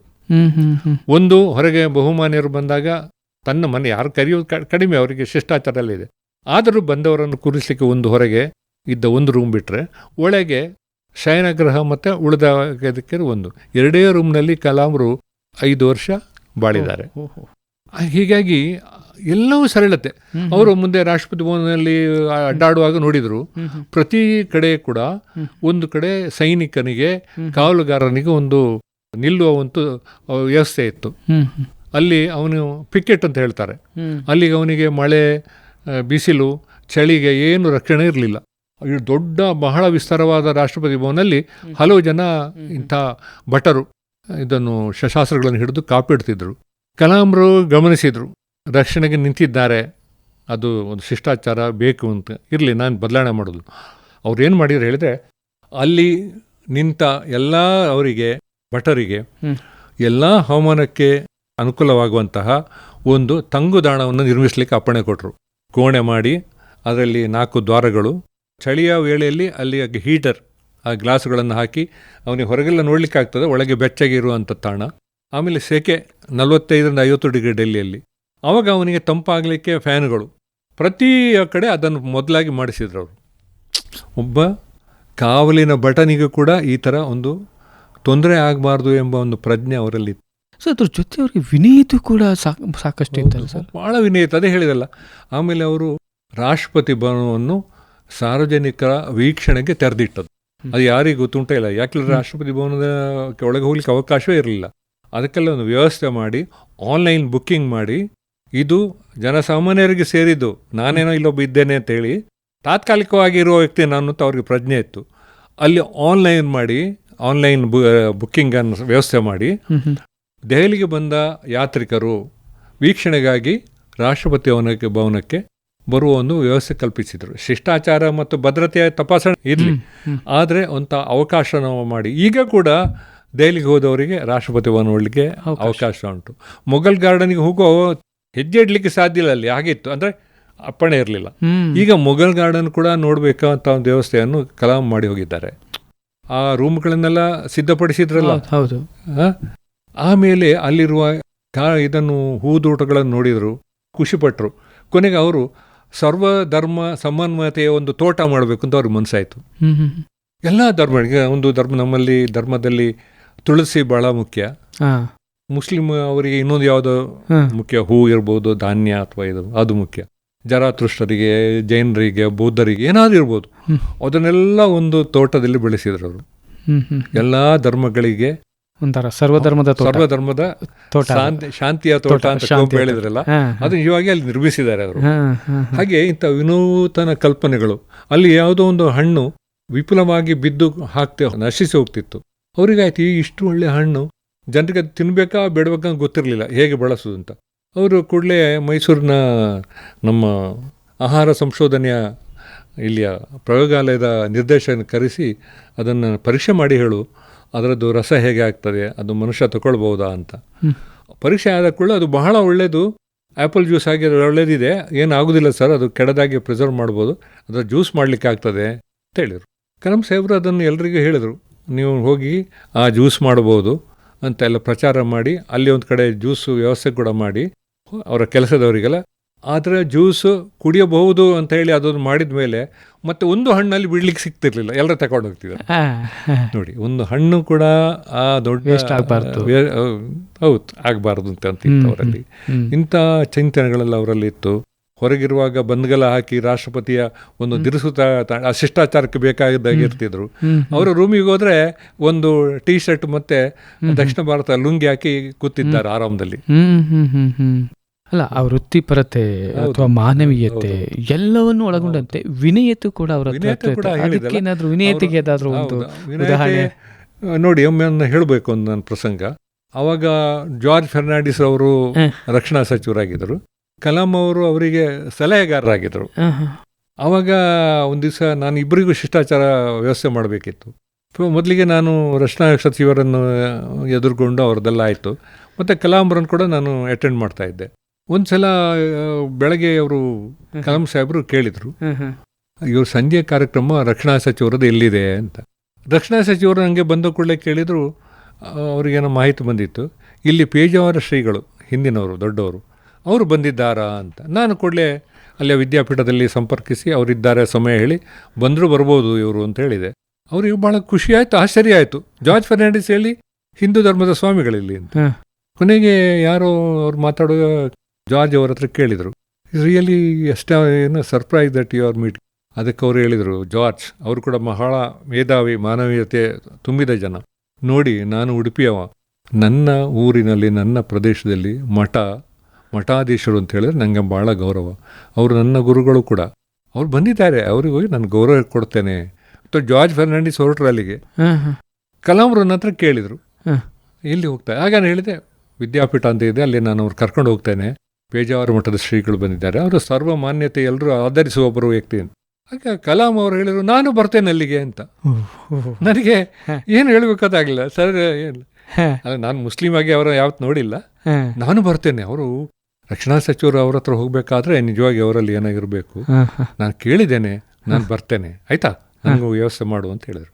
ಹಾಗೆ ಈ 3 ಮಹಾನುಭಾವಿಗಳನ್ನು ನಾನು ವಿದ್ಯಾಪೀಠದಲ್ಲಿ ಒಟ್ಟು ಸೇರುವ ಒಂದು ಸಂದರ್ಭಗಳನ್ನು ನಾನು ಕಲ್ಪಿಸುವಲ್ಲಿ ನಾನು ಕಾರಣೀಭೂತನಾದೆ. ಅಂದರೆ 3 ಜನ 3 ಕ್ಷೇತ್ರಗಳಲ್ಲಿ ನಿಸ್ಸೀಮರು ಅಲ್ವಾ ನೋಡಿ. ಕಲಾಂರು ನೋಡಿ, ಅವ್ರು ಹೋದವರು ಅಲ್ಲಿ ಹೋದರು, ಇದು ಶೂಗಳನ್ನ ತೆಗೆದು ಎಲ್ಲ ಅದರ ಶಿಷ್ಟಾಚಾರ ಪ್ರಕಾರ ಒಳಗೆ ಹೋಗಿ ಕೆಳಗೆ ಮಂಡಿಯೂರಿಗೆ ಕೂತ್ರು ಅವರು ಸ್ವಾಮಿಗಳ ಹತ್ರ. ಆಮೇಲೆ ಜಾರ್ಜ್ ಅವರನ್ನು ಪರಿಚಯ ಮಾಡಿ ಹೇಳಿದರು, ಹೀಗೆ ಅಂತ, ನಮ್ಮ ದೇಶದ ಕ್ಷಿಪಣಿಗಳನ್ನು ಮಾಡುವವರು ಅಂತ. ಆಮೇಲೆ ಸ್ವಾಮಿಗಳನ್ನು ಪರಿಚಯ ಮಾಡಿದರು. ಇದು ಭೂಯ ಕುಶಲೋಪಾರಿಯಲ್ಲಿ ನಡೀತು ಮಾತುಕತೆ. ಬಹಳ 3 ಜನರು ತುಂಬ ಸಂತೋಷದಲ್ಲಿ ಮಾತಾಡಿಕೊಂಡ್ರು. ಜಾತಿ, ಮತ, ಪಂಥ ಎಲ್ಲೇ ಮೀರಿ ಮಾತಾಡಿದ್ದಾರೆ. ಅಂದರೆ ಮಹಾಮಾನವರು ಕೂತಿದ್ದಾರೆ. ಕೊನೆಗೆ ಕಲಾಂರ ದೃಷ್ಟಿ ಅಲ್ಲಿ ಗೀತೋಪದೇಶ ಮಾಡುವ ಅರ್ಜುನ ಮತ್ತು ಕೃಷ್ಣನ ಒಂದು ವರ್ಣಮಯ ಚಿತ್ರ ಇತ್ತಲ್ಲಿ, ಸುಂದರವಾದ ಚಿತ್ರ. ಕಲಾಂರ ದೃಷ್ಟಿಯಲ್ಲಿ ಹೋಯ್ತಲ್ಲ, ಹೋಗಿ ನೋಡ್ತಾ ಇದ್ರು. ಕೊನೆಗೆ ಜಾರ್ಜ್ ಅವರು ಕೇಳಿದ್ರು, what mister Kalam, you are looking at that photo ಅಂತ. ಅವರನ್ನು ಕೇಳಿದ್ರು, ನೀವು ಯಾಕೆ ನೋಡ್ತಾ ಹೇಗೆ ಅಂತ. ನಾನೇನು ಅವ್ರು ಹೇಳಿದಾಗ, what I am telling is no, your lord Krishna without lifting an arrow he fought entire Mahabharata by guiding Arjuna. He is world's excellent, greatest program director. ನೋಡಿ. ಅದೇ ಹಾ. ಶ್ರೀಕೃಷ್ಣನನ್ನು ಅವರು ಹಾಗೆ ಹೇಳಿಬಿಟ್ರು, ಇಲ್ಲಿ ಧರ್ಮಗಳು ಯಾವುದು ಅಡ್ಡ ಬಂದಿಲ್ಲ. ಆ ಮಾತು ಕೇಳಿ ಅವರಿಬ್ಬರಿಗೂ, ಜಾರಿಯವರಿಗೂ ಮತ್ತು ಪೀಠಾಧೀಶರು ಇಬ್ಬರಿಗೂ ಖುಷಿ ಆಯಿತು. ಹಾಗೆ ಡಾಕ್ಟರ್ ಕಲಾಂ ಅವರು ಸರಳತೆ ಹೇಗಿತ್ತೋ ಹಾಗೆ ಅವರ ಮನೋಭಾವಗಳು ಎಲ್ಲ ಒಂದು ಮೀರಿತ್ತು. ಇಲ್ಲಿ ನೋಡಿರ್ಬೇಕು, ಇಲ್ಲಿ JSSಗೆ ಬಂದಿದ್ದರು ಸ್ವಾಮಿಗಳ ಆಮಂತ್ರಣಕ್ಕೆ 3 ಬಾರಿ ಬಂದಿದ್ದರು. ಹಾಗಾಗಿ ಅವರಿಗೆ ಯಾವುದೇ ಇಲ್ಲ. ಇಷ್ಟಾಗಿ ಒಂದು ಇಲ್ಲಿ ಗಣನೀಯ ವಿಚಾರ ಹೇಳಿದರೆ, ಇವೆಲ್ಲ ಧಾರ್ಮಿಕ ಕೇಂದ್ರ ಕಾಲೇಜುಗಳಿಗೆ ಹೋಗಿರ್ಬೋದು, ಆದರೆ ಅವರೆಂದೂ ಒಂದು ಮಸೀದಿಗೆ ಸಾರ್ವಜನಿಕವಾಗಿ ಹೋಗಿಯೇ ಇಲ್ಲ. ನಾವು ಹೆಚ್ಚಾಗಿ ಟೆಂಪಲ್ ರನ್ ಮಾಡೋದು ನೋಡ್ತೇವೆ ಎಲ್ಲ ಅಧಿಕಾರ ಸಿಕ್ಕಿದಾಗ. ಡಾಕ್ಟರ್ ಕಲಾಂ ಅವರೆಲ್ಲರೂ ನಮಾಜ್ ಮಾಡ್ಲಿಕ್ಕೆ ಹೋಗಿದ್ದಾರೆ ಹೊರಗೆ? ಇಲ್ಲ. ಅವ್ರದ್ದು ಯಾರು ಕೇಳಿದೆ ಅವರು ತಮ್ಮ ಇವಾಗ, ಯಾಕೆ ಅವರು ಎಲ್ಲರೂ ಹೆಚ್ಚಿನವ್ರು ದೇವಸ್ಥಾನಕ್ಕೆ ಓಡ್ತಿದ್ರು ಇಷ್ಟೊತ್ತಿಗೆ, ಇವರು ನಮಾಜ್ ಮಾಡ್ಲಿಕ್ಕೆ ಹೋಗ್ಲಿಲ್ಲ, ದರ್ಗಾಗಳಿಗೆ ಹೋಗಿಲ್ಲಲ್ಲ ಅಂತ. ಅದಕ್ಕೆ ಕಲಾಂರ ಉತ್ತರ, ದೇವರ ಪ್ರಾರ್ಥನೆ ಮಾಡುವ ಪವಿತ್ರ ಸ್ಥಳಗಳಿಗೆ ನಾನು ಹೋಗಿ ಅರ್ಧ ದಿನವೋ ಒಂದು ದಿನ ಭಕ್ತರಿಗೆ ಪ್ರಾರ್ಥನೆ ಮಾಡೋದಷ್ಟು ತೊಂದರೆ ಮಾಡುವ ವ್ಯಕ್ತಿ ನಾನಲ್ಲ. ನಾನು ಹೋದರೆ ಎಲ್ಲ ರೋಡ್ ಬಂದ್ ಮಾಡ್ತಾರೆ, ನಾನು ಹೋದರೆ ಯಾರಿಗೂ ಪ್ರವೇಶ ಇಲ್ಲ, ನಾನು ಹೋಗೋ ಮೊದಲು ಅಲ್ಲಿಗೆ ನಾಯಿಗಳು ಹೋಗ್ತವೆ, ಸ್ನಿಪ್ಪರ್ ಡಾಗ್. ಇದು ಒಬ್ಬರು ದೇವರ ಪ್ರಾರ್ಥನೆ ಮಾಡೋರಿಗೆ ನಾನು ತೊಂದರೆ ಮಾಡೋದಾ? ನಾನು ನನ್ನ ಪ್ರಾರ್ಥನೆ ನನ್ನ ರೂಮ್ನಲ್ಲಿ ಮಾಡ್ತೇನೆ. ನಿಜವಾಗಿ ರೂಮಲ್ಲಿ ಅವರು ಚಾದರ ಹಾಕಿ ಅವರು ಪ್ರಾರ್ಥನೆ ಮಾಡೋದು ನಾನು ನೋಡಿದ್ದೇನೆ. ಅಂದರೆ ತನ್ನಿಂದ ಸಾರ್ವಜನಿಕರಿಗೆ ಯಾರಿಗೂ ತೊಂದರೆ ಆಗಬಾರ್ದು, ಅಡಚಣೆ ಆಗಬಾರ್ದು. ಇಷ್ಟಾಗಿ ಅವ್ರು ಹೇಳ್ತಿದ್ರು ರಸ್ತೆಯಲ್ಲಿ ಹೋಗುವಾಗ, ನಾನಿರುವಾಗ ನೀವು ಸಿಗ್ನಲ್ ಬಂದ್ ಮಾಡಬಾರ್ದು ಅಂತ ಆದೇಶ ಇತ್ತು ನಮಗೆ. ಆದರೂ ಪೊಲೀಸ್ ಡಿಪಾರ್ಟ್ಮೆಂಟ್ಗೆ ವಾರ್ತೆ ಹೋಗ್ತಿದ್ರು, ಅದನ್ನು ಚಲಾಯಕ್ಕಾಗಿ ಒಮ್ಮೆ ಆಫ್ ಮಾಡಿ ಮತ್ತೆ ಮಾಡ್ತಿದ್ರು ಅವರು ಅಡ್ಜಸ್ಟ್ಮೆಂಟ್. ಆದರೆ ಉಳಿದವರಿಗೆ ತೊಂದರೆ ಮಾಡುವ ರೀತಿಯಲ್ಲಿ ಎಂದು ಇಲ್ಲ. ಸಿಗ್ನಲ್ ವಿಚಾರದಲ್ಲಿಯೂ ಅವರು ಸಾರ್ವಜನಿಕ ಹಿತಾಸಕ್ತಿ ನೋಡಿದರು ಅವರು. ಒಂದು ಮಾನವೀಯತೆ ಅಥವಾ ಬೇರೆಯವ್ರಿಗೆ ತೊಂದರೆ ಕೊಡಬಾರ್ದು ಅನ್ನೋ ಮನೋಭಾವದ ಜೊತೆ ಅವರ ಒಂದಷ್ಟು ದಿನಚರಿಗಳು ಕೂಡ ಬಹಳ ಒಂದು ಅನುಕರಣೀಯವಾದದ್ದು. ಸೊ ಅವ್ರ ದಿನಚರಿ ಬಗ್ಗೆ ತಮಗೆ ಏನು ಅನ್ಸುತ್ತೆ? ದಿನಚರಿ ಹೇಳಿದ್ರೆ ಅವರದ್ದು ಬೆಳಗ್ಗೆ ಅವರ ಸ್ನಾನ ಅಥವಾ ಬೆಳಗ್ಗೆ ವಾಕಿಂಗ್ ಹೋಗೋರು ಎಲ್ಲಿದ್ರು ಅವರು, ವಾಕಿಂಗ್ ಹೋಗಿ ಬಂದ ಮೇಲಕ್ಕೆ ಅವರ ಆಹಾರ ಕ್ರಮ ಬಹಳ ಸರಳತೆಯಲ್ಲಿ ಕುಡಿತದು ಕೂಡ. ಅವರು ಮಾಂಸಾಹಾರಿ ಅಲ್ಲ, ಅಪ್ಪಟ ಸಸ್ಯಾಹಾರಿ. ಇಡ್ಲಿ, ದೋಸೆ, ಸಾಂಬಾರು, ಚಟ್ನಿ ಅವರಿಗೆ ಬಹಳ ಪ್ರೀತಿ. ಈ ಕಡೆ ಬಂದರೆ ಅವರು ಮೈಸೂರಲ್ಲಿ ಮದ್ದೂರು ವಡ ಅಂತ ಹೇಳ್ತಿದ್ರು. ನನಗೊಂದು ಚಿಕ್ಕ ಮಗು ಮದ್ದೂರು ವಡ ಅಂತ ಹೇಳಿದ್ರೆ ಕೇಳ್ತಿತ್ತು. ಹಾಗೆ ನಮ್ಮ ಗೆಸ್ಟ್ ಹೌಸಲ್ಲಿ ನಾವು ಮದ್ದೂರು ವಡಗಳನ್ನು ಮಾಡಿ ತಂದಿಡ್ತಿದ್ದೆವು. ಅದು ಮುಗಿಸಿದವರು ನೋಡಿ, ನಿನ್ನೆ ರಾತ್ರಿ 11-12 ಗಂಟೆ ರಾತ್ರಿಗೆ ಅವರು ಇಲ್ಲಿ ಬೆಂಗಳೂರಿಗೆ ಬಂದ ಕೊನೆಯ ವಿಮಾನದಲ್ಲಿ, ನಾಗರಿಕ ವಿಮಾನದಲ್ಲಿ ಬಂದಿದ್ದಾರೆ. ಗೆಸ್ಟ್ ಹೌಸಲ್ಲಿ ಉಳ್ಕೊಂಡ್ರು. ಬೆಳಗ್ಗೆ ತನ್ನ ದಿನಚರಿ ಮಾಡಿ ತಗೊಂಡು ಅಲ್ಲಿಂದ ಹೊರಟ್ರೆ ಸಂಜೆವರೆಗೆ ಬೆಂಗಳೂರಲ್ಲಿ 14 ಪ್ರಯೋಗಾಲಯಗಳಿದೆ. ಗರಿಷ್ಠ ಸಂಖ್ಯೆಯಲ್ಲಿ ಅವರು ಎಲ್ಲ ವಿಶ್ಲೇಷಣಾ ಸಭೆಗೆ ಹೋಗುವವರು. ಅದರಲ್ಲಿ ಎಲ್ಲರ ಸಾಮಾನ್ಯತೆ ಇದ್ದರೆ ಅವರನ್ನು ಅಲ್ಲೇ ಬರ್ಲಿಕ್ಕೆ ಹೇಳೋರು. ಇಲ್ಲಾಂದರೆ ಆ 4-5 ಭಾಗಕ್ಕೆ ಹೋಗಿ ಅಲ್ಲಿ ಸಂದರ್ಶನ ಮಾಡಿ, ವೀಕ್ಷಣೆ ಮಾಡಿ, ಪರಿಶೀಲನೆ ಮಾಡುವವರು ಇಡೀ ದಿನ. ಆ ದಿವಸ ಶನಿವಾರ ಆಗಿರ್ತದೆ. ಶುಕ್ರವಾರ ರಾತ್ರಿವರೆಗೆ ಅವರು ಸೇನಾ ಭವನದಲ್ಲಿ ಕೆಲಸ ಮಾಡ್ತಾರೆ. ಶನಿವಾರ ಎಲ್ಲ ನಮ್ಮ ಬೆಂಗಳೂರಿನ ಏನೇನು ಕೆಲಸ ಉಂಟಾ ವಿಶ್ಲೇಷಣೆ ಅಂತ ಹೇಳಿದ್ರೆ ಅವರು ಬಂದು ಎಲ್ರಿಗೂ ಒಂದು ಪ್ರೋತ್ಸಾಹದ ಇಂಜೆಕ್ಷನ್ ಕೊಟ್ಟ ಹಾಗೆ ತಪಾಸಣೆ ಮಾಡಿ ಜೋರು ಮಾಡುವ ದನಿ ಅಲ್ಲ ಅವರು. ನಮಗೆ ಬಂದು ನೀನು ಮಾಡಬಲ್ಲೆ, good, you are done it, further you can do it ಅಂತ ಹೇಳುವಂಥ ಮನೋಭಾವದವರು. ಮಾಡಿ ಸಂಜೆಯ ಫ್ಲೈಟಿಗೆ ಅವರು ಹೈದರಾಬಾದ್ ಹೋಗೋರು. ಇಡೀ ದಿನ ಶನಿವಾರ ಇಲ್ಲೇ ಆಯ್ತಲ್ಲ, ನಾಳೆ ಹೈದರಾಬಾದಲ್ಲಿ ಹೋದ್ರಿ ಗೆಸ್ಟ್ ಹೌಸ್ ಸೇರಿದರೆ ಅಲ್ಲಿ ಕ್ಷಿಪಣಿಯ ದೊಡ್ಡ ಕೇಂದ್ರ ಇದೆ. ಅಲ್ಲಿ ಕೂಡ ಒಂದು 8-9 ಪ್ರಯೋಗಾಲಯಗಳಿದೆ. ಅಲ್ಲಿ ಕೂಡ ಎಲ್ಲ ಕಡೆ ಕೂತು ವಿಜ್ಞಾನಿಗಳೊಟ್ಟಿಗೆ ಸಮಾಲೋಚನೆ ಮಾಡಿ, ವೀಕ್ಷಣೆ ವಿಶ್ಲೇಷಣೆ ನಡೆಸಿ, ಅಲ್ಲಿ ಕೂಡ ಅದೇ ಉತ್ಸಾಹದಲ್ಲಿ ಮಾತಾಡಿ, ಅಲ್ಲಿಂದ ರಾತ್ರಿ ವಿಮಾನದಲ್ಲಿ, ನಾಗರಿಕ ವಿಮಾನದಲ್ಲಿ ಅವರು ದೆಹಲಿಗೆ ಹೋಗೋರು. ಶನಿವಾರ ಆದಿತ್ಯವಾರ 2 ದೇಶದ ಕೆಲಸವೇ. ಸೋಮವಾರದ ಬೆಳಗ್ಗೆ ಯಥಾ ಪ್ರಕಾರ ಯಾವ ರಜೆಯೂ ಕಲಾಮರಿಗಿಲ್ಲ. ಬೆಳಗಿನ ಸೋಮವಾರ ಬೆಳಗ್ಗೆ ಅವರು ಸೇನಾ ಭವನದಲ್ಲಿ ಕೆಲಸಕ್ಕೆ ಹಾಜರು. 10 ಗಂಟೆಗೆ ಕಲಾಂ ಸಾಹೇಬರು ರೆಡಿ ಇದ್ದಾರೆ ಅಲ್ಲಿ. ಹಾಗಿದ್ರೆ ಈ ಮನುಷ್ಯ ಯಾವಾಗ ವಿರಾಮ ತಗೊಂಡಿದ್ದಾರೆ, ರಜೆಯಲ್ಲಿ ತಗೊಂಡಿದ್ದಾರೆ? ದೇಶಕ್ಕಾಗಿ ಇಷ್ಟು ಪ್ರೇಮ, ಆ ದೇಶ ಪ್ರೇಮ ಮತ್ತು ಜನರಲ್ಲಿ ಆ ಕೆಲಸವನ್ನು ತಗೊಳ್ಳೋದ್ರಲ್ಲಿ ಮಾನವತೆಯ ಒಂದು ಕೋಲ್ಮಿಂಚು. ಯಾರಿಗೂ ಬೇಸರ ಮಾಡಲಿಕ್ಕಿಲ್ಲ. ನಾವು ಜೊತೆಯಾಗಿ ಮಾಡೋಣ, ನೀನು ಮಾಡಬಲ್ಲೆ, we can do it, we are doing for the nation, nation is bigger then individual ಅಂತ ಅವರ ಬಾಯಲ್ಲಿ ಹೇಳ್ತಿದ್ದಾರೆ. ಅವರ ಒಂದು ಪ್ರಾರ್ಥನಾ ಕೀರ್ತನೆ ಬರೆದಿದ್ದಾರೆ, ಕವನ ಬರೆದಿದ್ದಾರೆ ಅವರು, ಅವರೇ ಬರೆದದ್ದು. ಅದನ್ನು ಉಷಾ ಉತ್ತಪ್ಪ ಅವರು ಹಾಡಿದ್ದಾರೆ. ಅದನ್ನು ಜಗತ್ತಿನಾದ್ಯಂತ ಅವ್ರು ಹೋದಲ್ಲೆಲ್ಲ ಚಿತ್ರೀಕರಣ ಆಗಿದೆ. ಕಲಾಮ್ಸ್ ಪೀಸ್ ಪ್ರೇಯರ್ ಅಂತ. ಅದಕ್ಕೆ ಟೈಟಲ್ ಶೀರ್ಷಿಕೆ nation is bigger than individual. ದೇಶ ಒಬ್ಬ ವ್ಯಕ್ತಿಯಿಂದ ದೊಡ್ಡದು ಅಂತ. ಹಾಗಾಗಿ ಸರಳತೆ, ಮಾನವೀಯತೆ, ಪ್ರೇಮ, ಪ್ರೇರಣೆ ಕೊಡೋ ವಿಚಾರದಲ್ಲಿ ಅವರ ಈ ದೃಷ್ಟಿಕೋನಗಳು ಬಹಳ ಪ್ರೇರಣಾತ್ಮಕವಾದದ್ದು. ಆ ಒಂದು ಸಂದೇಶದ ಜೊತೆ ಇನ್ನೊಂದು ಬಹಳ ದೊಡ್ಡ ಸಂದೇಶ. ತಾವು ಹೇಳಿದ್ರೆ ಚಿಕ್ಕ ಮಗು ಥರ ಮದ್ರೊಳಗೆ ಕೇಳ್ತಾ ಇದ್ರು ಅಂತ. ಆ ಚಿಕ್ಕ ಮಗುನಲ್ಲಿ ದೊಡ್ಡದೊಂದು ಸಂದೇಶ ಏನಂದರೆ, ದೊಡ್ಡ ಕನಸುಗಳನ್ನು ಕಾಣಿರಿ ಅಂತ ಒಂದು ದೊಡ್ಡ ಸಂದೇಶ. ಅದರ ಅರ್ಥ ಏನಂತ ಹೇಳ್ತೀರಿ ಅದ್ರ ಬಗ್ಗೆ? ಯುವ ಜನರಿಗೆ ಹೇಳಿದ್ದು ಆ ಮಾತು ಈಗಲೂ ಕೂಡ ಎಲ್ಲರೂ ಉದ್ಧರಿಸ್ತಾ ಇದ್ದಾರೆ. ಕನಸುಗಳನ್ನು ಕಾಣುವುದಿದ್ರೆ ದೊಡ್ಡ ಕನಸನ್ನು ಕಾಣಿ, ಸಣ್ಣ ಕನಸುಗಳನ್ನು ಕಾಣುವುದು ಅಪರಾಧ. ಯಾಕೆ ಹೇಳಿದರೆ, ವಿದ್ಯಾರ್ಥಿಗಳಿಗೆ, ಯುವಕರಿಗೆ ಜೀವನದ ಆರಂಭದಲ್ಲೇ ಒಂದು ಗುರಿ ಇರಬೇಕು. ಯಾಕೆಳಿದ್ರೆ ಇಲ್ಲಿ ನಮಗೆ ಮಕ್ಕಳಿಗೆ ಗುರಿ ಇಡಲಿಕ್ಕೆ ನಾವು ಹಿರಿಯರು ಬಿಡೋದಿಲ್ಲ. ನಮ್ಮ ನೆರೆಮನೆಯ ಮಕ್ಕಳು ಏನಾಗಿದ್ದಾರೆ, ಎಂಜಿನಿಯರ್ ಆಗಿದ್ದಾರೆ, ಡಾಕ್ಟರ್ ಆಗಿದ್ದಾರೆ, ಅವರು ರ್ಯಾಂಕ್ ಪಡೆದಿದ್ದಾರೆ. ನಾವು ಅವರನ್ನು ತೋರಿಸಿಯೇ ಮಕ್ಕಳನ್ನು ನಾವು ಹತ್ತಿಕ್ತಾ ಇರ್ತೇವೆ.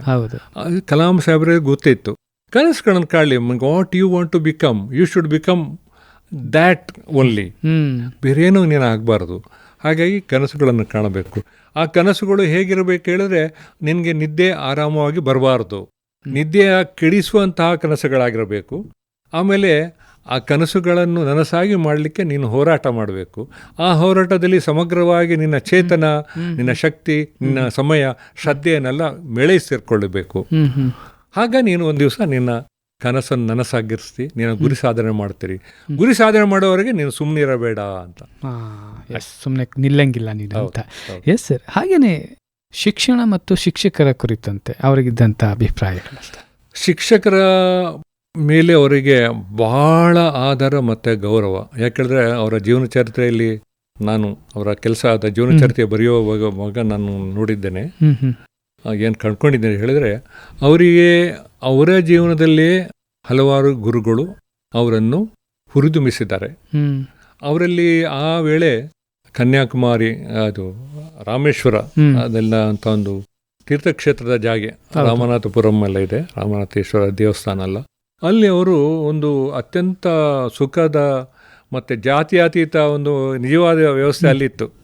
ಆ ರಾಮನಾಥ ದೇವಸ್ಥಾನದ ಗೋಡೆಯಲ್ಲಿ ಪಕ್ಕದಲ್ಲಿ ಹಾಕಿದ ಬೇಂಚ್ಗಳಲ್ಲಿ ಕಲಾಂರ ತಂದೆ ಮತ್ತು ಅಲ್ಲಿಯ ಮುಖ್ಯ ಅರ್ಚಕರು ಒಟ್ಟಿಗೆ ಕೂತು ಹರಡ್ತಾ ಇದ್ದರು. ಅವರಿಗೆ ಯಾವುದು ಅಡ್ಡಿ ಬರ್ತಾ ಇರಲಿಲ್ಲ.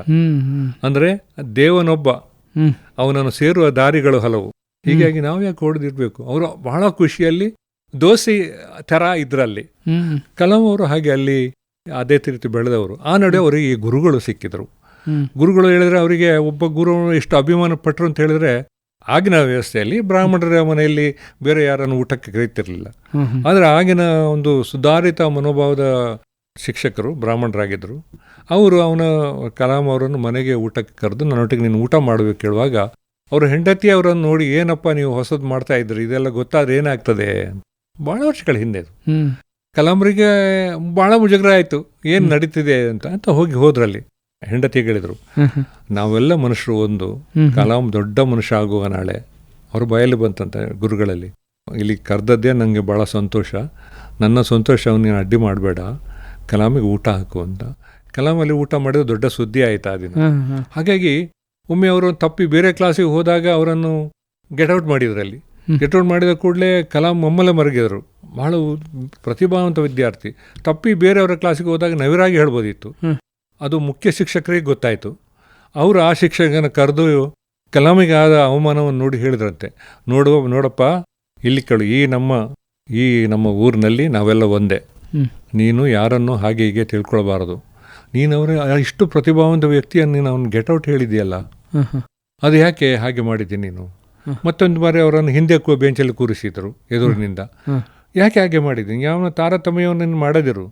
ನೀನು ಹಾಗೆ ಮಾಡೋದಿದ್ರೆ ನೀವು ಎಲ್ಲರನ್ನು ಸಮಾನವಾಗಿ ನೋಡಬೇಕು, ಇಲ್ಲರ ಈ ಸಂಸ್ಥೆಯ ಕೆಲಸ ಬಿಟ್ಟು ಹೋಗಬೇಕು ಅಂತ ಅವರ ಮುಖ್ಯ ಗುರುಗಳು ಅಪ್ಪಣೆ ಕೊಡಿಸಿದರು. ಕಲಾಂಗೆ, ಒಬ್ಬ ಒಳ್ಳೆ ಪ್ರತಿಭಾವಂತ ವಿದ್ಯಾರ್ಥಿಗೆ ಒಬ್ಬ ಶಿಕ್ಷಕ ನಡ್ಕೊಟ್ಟದ್ದು. ಕಲಾಂರಿಗೆ ಆಶ್ಚರ್ಯ ಆಯಿತು, ಒಬ್ಬ ವಿದ್ಯಾರ್ಥಿಗಾಗಿ ಇಂಥ ನಿಷ್ಠುರದ ಮಾತುಗಳನ್ನು ಶಿಕ್ಷಕರಿಗೆ ಹೇಳಿದ್ದಾರೆ ಅಂತ. ಶಿಕ್ಷಕರಿಗೆ ಕೂಡಲೇ ಅದರ ತಪ್ಪು ಗೊತ್ತಾಗಿ ಕಲಾಂವರಲ್ಲಿ ಬಂದು ಆಯಿತು, ನಾನು ತಪ್ಪಾಯ್ತು, ನೀನು ಭಾಳ ಒಳ್ಳೆ ವ್ಯಕ್ತಿ, ನಾನು ಗಮನಿಸದೆ ಮಾಡಿದೆ, ನಾವು ಮುಂದೆ ಚೆನ್ನಾಗಿರೋಣ ಅಂತ ಹೇಳಿ ಅವರೇ ಮತ್ತು ಅವರ ಹತ್ರ ಬಹಳ ಸ್ನೇಹ ಬೆಳೆಸಿ ಒಳ್ಳೆಯದರಲ್ಲಿ ಇದ್ದರು. ಹಾಗೆ ಪ್ರತಿ ಹಂತದಲ್ಲಿ ಅವರಿಗೆ ಶಿಕ್ಷಕರು ಸಿಕ್ಕಿತ್ತು. ಆದರೆ ರಾಷ್ಟ್ರಪತಿ ಭವನಕ್ಕೆ ಹೋದಾಗ ಏನಾಗಿತ್ತು, ಅಲ್ಲಿ ಬಹುಮಾನ್ಯರೆಲ್ಲ ದೊಡ್ಡ ದೊಡ್ಡವರೇ ಬರ್ತಿದ್ರು ಆ ಕಾಲದಲ್ಲಿ. ಕಲಾಂ ಅವರು ಅಧ್ಯಕ್ಷರಾದ ಮೇಲೆ, ರಾಷ್ಟ್ರಪತಿಗಳಾದ ಮೇಲೆ ರಾಷ್ಟ್ರಪತಿ ಭವನಕ್ಕೆ ಬೆಳಗಿನ ಚಹಾ ಕೂಟಕ್ಕೆ ಆಮಂತ್ರಿಸಿದ್ದು ನಮ್ಮ ದೇಶದ ಜಿಲ್ಲಾ ಕೇಂದ್ರಗಳ ಹಳ್ಳಿಯ ಸರ್ಕಾರಿ ಶಾಲೆಗಳು. ಅಲ್ಲಿಯ ಮುಖ್ಯೋಪಾಧ್ಯಾಯರನ್ನು ಪ್ರತಿ ಜಿಲ್ಲೆಯನ್ನು ಕರೆಸಿ ರಾಷ್ಟ್ರಪತಿ ಭವನಕ್ಕೆ ಅವರೊಟ್ಟಿಗೆ ಚಹಾ ಉಪಹಾರ ಸ್ವೀಕಾರ ಮಾಡಿ, ನೀವು ದೇಶದ ದೊಡ್ಡ ಆಧಾರ ಸ್ತಂಭ, ನೀವು ದೊಡ್ಡ ಕೆಲಸ ಮಾಡ್ತೀರಿ, ನಿಮ್ಮಿಂದಾಗಿ ಈ ದೇಶಕ್ಕೆ ದೊಡ್ಡ ಸೇವೆ ಆಗಿದೆ, ನಿರಂತರ ಆಗಬೇಕು, ನಿಮಗೆ ದೇಶದ ಪರವಾಗಿ ನನ್ನ ಸಲಾಮ್ ಅಂತ ಹೇಳಿ ಅಷ್ಟು ಜನ ಪ್ರತಿನಿಧಿಗಳವರೆಲ್ಲ, ಗುರುಗಳು ಇರಲಿಕ್ಕಿಲ್ಲ ಆಗ, ಪ್ರಾಯ ಆಗಿರ್ಬೋದು, ಅವರನ್ನೆಲ್ಲ ಸತ್ಕರಿಸಿದ ಮಹಾನುಭಾವ ಕಲಾಂ. ಅಲ್ಲಿ ಎಂಥ ಮುಖ್ಯವಾದ ಕೆಲಸ ಮಾಡಿದ್ದಾರೆ ನೋಡಿ. ಮತ್ತೆ ಇನ್ನು ಏನು ಮಾಡಿದ್ರು ಹೇಳಿದ್ರೆ, ದೇಶದ ಮೂಲೆಯಲ್ಲಿರುವಂಥ ಪ್ರತಿ ಜಿಲ್ಲೆಯ ಪೋಸ್ಟ್ ಮ್ಯಾನ್ಗಳನ್ನು ಕರೆದಿದ್ದಾರೆ ಅವರು. ನಿಮ್ಮ ಕೊರಿಯರ್ ಯುಗದಲ್ಲಿ ಕೂಡ ಅಂಚೆ ಅಣ್ಣ ತಂದು ನಿಮ್ಮನ್ನು ಕುಶಲೋಪಚಾರ ಮಾತಾಡಿ ಒಂದು ಹಳ್ಳಿಯ ವೃದ್ಧನಿಗೆ ಪಿಂಚಣಿ ಕೈಯಲ್ಲಿ ಕೊಡ್ತಾ ಹೋಗ್ತಾನಲ್ಲ, ಅಥವಾ ಅವನ ಮೊಮ್ಮಗ ಕಳಿಸಿದ ಮನಿ ಆರ್ಡರ್ ಕೊಟ್ಟು ಹೋಗ್ತಾನಲ್ಲ, ಅವ್ರಿಗೇನು ಒಂದು ಏನು ಪ್ರೀತಿ, ಅದಮ್ಯ ಗೌರವದಿಂದ ಬಂದು ಹೋಗ್ತಾನಲ್ಲ, ಅವರ ಒಂದು ಕುಟುಂಬದ ಅಂಗವೇ ಆಗಿರ್ತಾನೆ ಅವನು. ಅಂಥ ಪೋಸ್ಟ್ ಮ್ಯಾನನ್ನು ಅವರು ಎಲ್ಲ ಕರೆಸಿ ಅವ್ರಿಗೆ ಕೂಡ ಚಾಕು ಊಟ ಕೊಟ್ಟರು. ನೋಡಿ ಇದು ಏನಂತ ಹೇಳಿದರೆ, ಭಾರತ ಮಾತೆಯ ಯಾತ್ರೆಯಲ್ಲಿ ಹಗ್ಗ ಎಳೆಯುವವರು ಎಲ್ಲರೂ ಮುಖ್ಯಸ್ಥರು, ಎಲ್ಲ ಕಾರ್ಯಕರ್ತರು. ಇಂಥ ಮನೋಭಾವ ಇತ್ತು. ಅವ್ರು ಮನಸ್ಸು ಮಾಡಿದರೆ ಡಿ ಸಿಗಳನ್ನು ದೊಡ್ಡ ಎಲ್ಲಿ ಅಂಚೆಯ ಅಣ್ಣ, ಎಲ್ಲಿ ಶಾಲೆಯ ಮಾಸ್ತರು ಅಲ್ವಾ. ಇದು ಭಾರತದ ನೋಡುವಂಥ ದೃಷ್ಟಿಕೋನ, ಅವರು ಭಾರತ ಬೆಳವಣಿಗೆಯನ್ನು ನೋಡುವಂಥ ದೃಷ್ಟಿಕೋನ ಅದು. ಸೊ ಹಾಗೇನೆ ಅವ್ರಿಗೆ ವಿಕಸಿತ ಭಾರತದ ಕನಸು ಕೂಡ ಇತ್ತು. ಆ ಕನಸನ್ನು ಸಾಕಾರಗೊಳಿಸುವಲ್ಲಿ ನಮ್ಮ ಯುವಕರ ಪಾತ್ರ ಹೇಗೆ ನಿರೀಕ್ಷೆ ಮಾಡ್ತಾರೆ?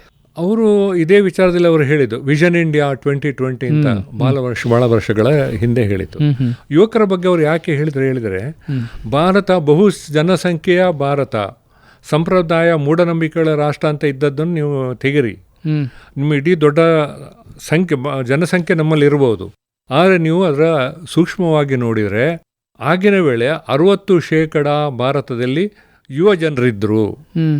ಕಲಾಂ ಸಾಹೇಬರು ಹೇಳಿದರು, ಇಷ್ಟೊಂದು ದೊಡ್ಡ ಸಂಪನ್ಮೂಲ ವ್ಯವಸ್ಥೆ ಇರುವುದು ಭಾರತದಲ್ಲಿ ಯುವ ಜನರಲ್ಲಿ ಅಪ್ರತಿಮ ಪ್ರತಿಭೆ ಚೇತನ ಇದೆ, ಅವರನ್ನು ನಾವು ಒಂದು ಸರಿ ದಾರಿಗೆ ಕೊಡಬೇಕಷ್ಟೆ. ಅದಕ್ಕೆ ಅವ್ರ ಕನಸು ಕಾಣಿ, ನೀವು ಏನಾಗಬೇಕಾದ್ರೂ ಅದನ್ನು ಮಾಡಿ, ನಿಮ್ಮ ಕೆಲಸವನ್ನು ಪ್ರೀತಿಸಿ, ದೇಶವನ್ನು ಪ್ರೀತಿಸಿ, ದೇಶಕ್ಕಾಗಿ ಕೆಲಸ ಮಾಡಿ ಅಂತ.